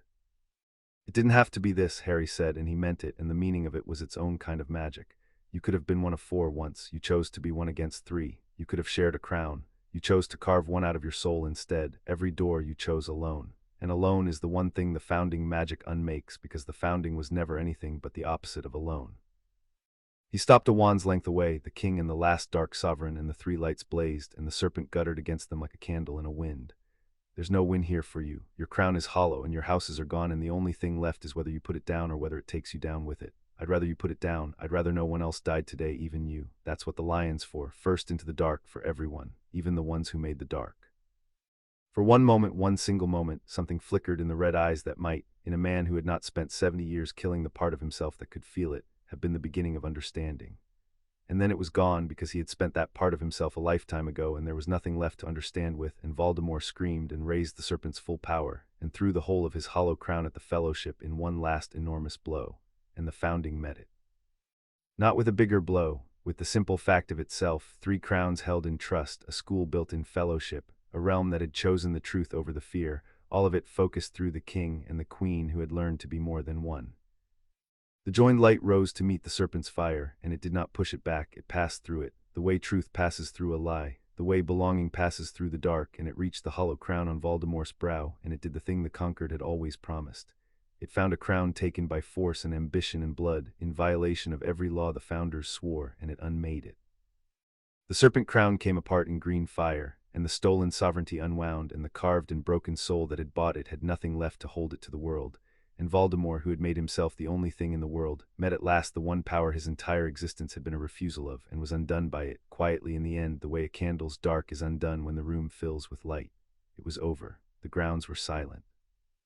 The serpent's green fire faded from the sky, and the sun came back, the ordinary sun, and the three crowns burned steady and gentle at the head of an army that had, in the last hour, stopped being an army and started being a realm. They crowned them properly a fortnight later, though neither Harry nor Hermione had asked for it, because the wizarding world, having discovered it had sovereigns, discovered also that it badly wanted to celebrate something after a year of being afraid, and a coronation was the thing people reached for. It was held at Hogwarts in the Great Hall where the founding had been done, and it was unlike any coronation the histories recorded, because the first act of the new sovereigns was to give most of their sovereignty away. They kept the crowns. They could not have set them down if they wished to. Sovereign magic did not work that way. But Hermione had spent the fortnight doing what Hermione did, and she had drafted, and Harry had argued, and the two of them stood before the assembled Wisengamot and the risen houses and the goblins and the whole watching wizarding world, and they laid out a new compact, a conquered rewritten for the first time in 1,000 years. The crowns would not rule. They would serve and be checked and answer to Wisengamot reform to seat every people of magical Britain, goblins and others among them, equal and in the open. The old indignities ended by a king's sworn word made law. The sovereigns would hold one power above all others and one duty to match it, the duty Harry had named to a wall of fire and a chamber full of frightened lords, to be first into the dark, to stand in front, to spend themselves before they spent their people. It was, the older heads muttered, either the wisest settlement in 1,000 years or the most naive, and Harry, who had learned the difference between being right and being useful from a dying man who had finally learned it himself, did not much care which they called it, so long as it held, and so long as no child grew up in a cupboard or a concealment ever again on the watch of his crown. Dumbledore was there in a chair near the front, an old man grown older, his great magic spent, watching the two children he had failed and saved take up the thing he had spent his life refusing to allow. When it was done he caught Harry's eye, and he did not speak, because some things are said better with a look, and what was in the look was the thing he had said in the orchard and the Goblin Road and the Great Hall, be more than one. They had been, they were. And the old man, who had spent 90 years certain the safest hands were his own, lived to see the world handed gently to braver and kinder hands than his, and found in the daylight he had been too afraid of that it was the happiest ending he could have asked for and the one he had least expected to be allowed. Hermione went to Australia in the autumn, when the realm was steady enough to spare its queen, and this time she went to bring them home. She undid the false memories herself, gently in the cream house under the jacaranda, the careful reverse of the diagnostic she had cast across a road on the worst day of her life, and she gave Wendell and Monica Wilkins back their own names and their own faces, and then she did the harder thing, the thing she had decided on a pavement months before she had a crown to do it with. She told them the truth, all of it. The binding, the concealment, the beginning that had not happened, the blood that was Ravenclaw's and not theirs. She told them she was a queen now, which they took rather better than she expected, and she told them she was not, by blood, their daughter, which they took the way she had known in her bones they would, because she had read their love across rooms her whole life, and a true thing read true. Her father was quiet for a long moment, and then he said that blood had never once entered into it, that they had been given a 14-month-old girl who needed a home and had spent every day since choosing her, and that a man who alphabetized his spice rack was hardly going to be undone by a paperwork irregularity. And her mother held her and said that she had always known her daughter was extraordinary and was only relieved to finally hear why. They came home to England as the parents of a queen, by choice and not by charm, which was, Hermione said, the only way she had ever wanted to be anyone's anything. The settlement held in the end, which was the thing the cynics had bet against and the thing that mattered most. The reformed Wisengamot seated its first goblin members that winter and its first house elf advocate, and Creature attended the opening session in a tea towel he had ironed to within an inch of its life, and pronounced the whole proceeding beneath the dignity of the noble House of Black, which everyone understood to mean he was proud past speaking. The old indignities did not vanish in a day. 1,000 years of habit does not, and Harry and Hermione spent the years that followed doing the slow, unglamorous work of making a sworn word into a lived one. But the doors that had been closed for 10 centuries stood open, and the realm that had been a fable woke into something real, and held because it had been founded at last on the one thing the founders never tried, not the strongest crown but the most crowns held together in the open, by people who had learned to trust before they ever had thrones to be tempted by. Harry still wore the watch. He had worn it through fire and tower and bank and battle, the old gold watch Hermione had given him for his 17th birthday in a kitchen that felt a lifetime ago, and the engraving on the back had worn a little fainter and meant a great deal more. Tempus non perdem, I will not waste the time. He had not understood that morning why a second-hand watch had undone him. He understood now. It had been the first thing anyone had ever given him because it was the right of someone loved to be given it, and the person who gave it had spent the whole long summer afterward proving she had meant the inscription, that she would not waste a single hour of whatever time they were given, that she would spend it standing beside him at the exact same height.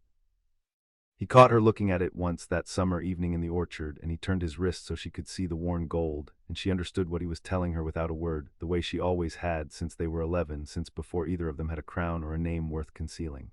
Same size, she said softly, only to him under the noise of the table. Same size, Harry said, all the way, for good. And in the orchard at the Burrow on a long summer evening after, when the crowns and the compact and the great work could spare them for an hour, the whole improbable family gathered at the long scrubbed table that had grown to seat a court, the Weasleys and Sirius and Remus and Luna and Neville and the goblins who had become, somewhere in a war, simply friends, and Dumbledore in his chair, and Creature sulking happily over a treacle tart he would die before admitting he was proud of. And at the center of it the king and the queen, hands laced under the table where they thought no one could see, the lion in the tower, who had walked into a bank one summer morning as an orphan and a girl who thought she was Muggle-born, and had walked out eventually, after fire and tower and bank and battle, as exactly what they had always quietly been to each other. Not above anyone, not apart from anyone, but home and beside each other, and at last, after 1,000 years and one long brave summer, the founding done right. Chapter 7 End.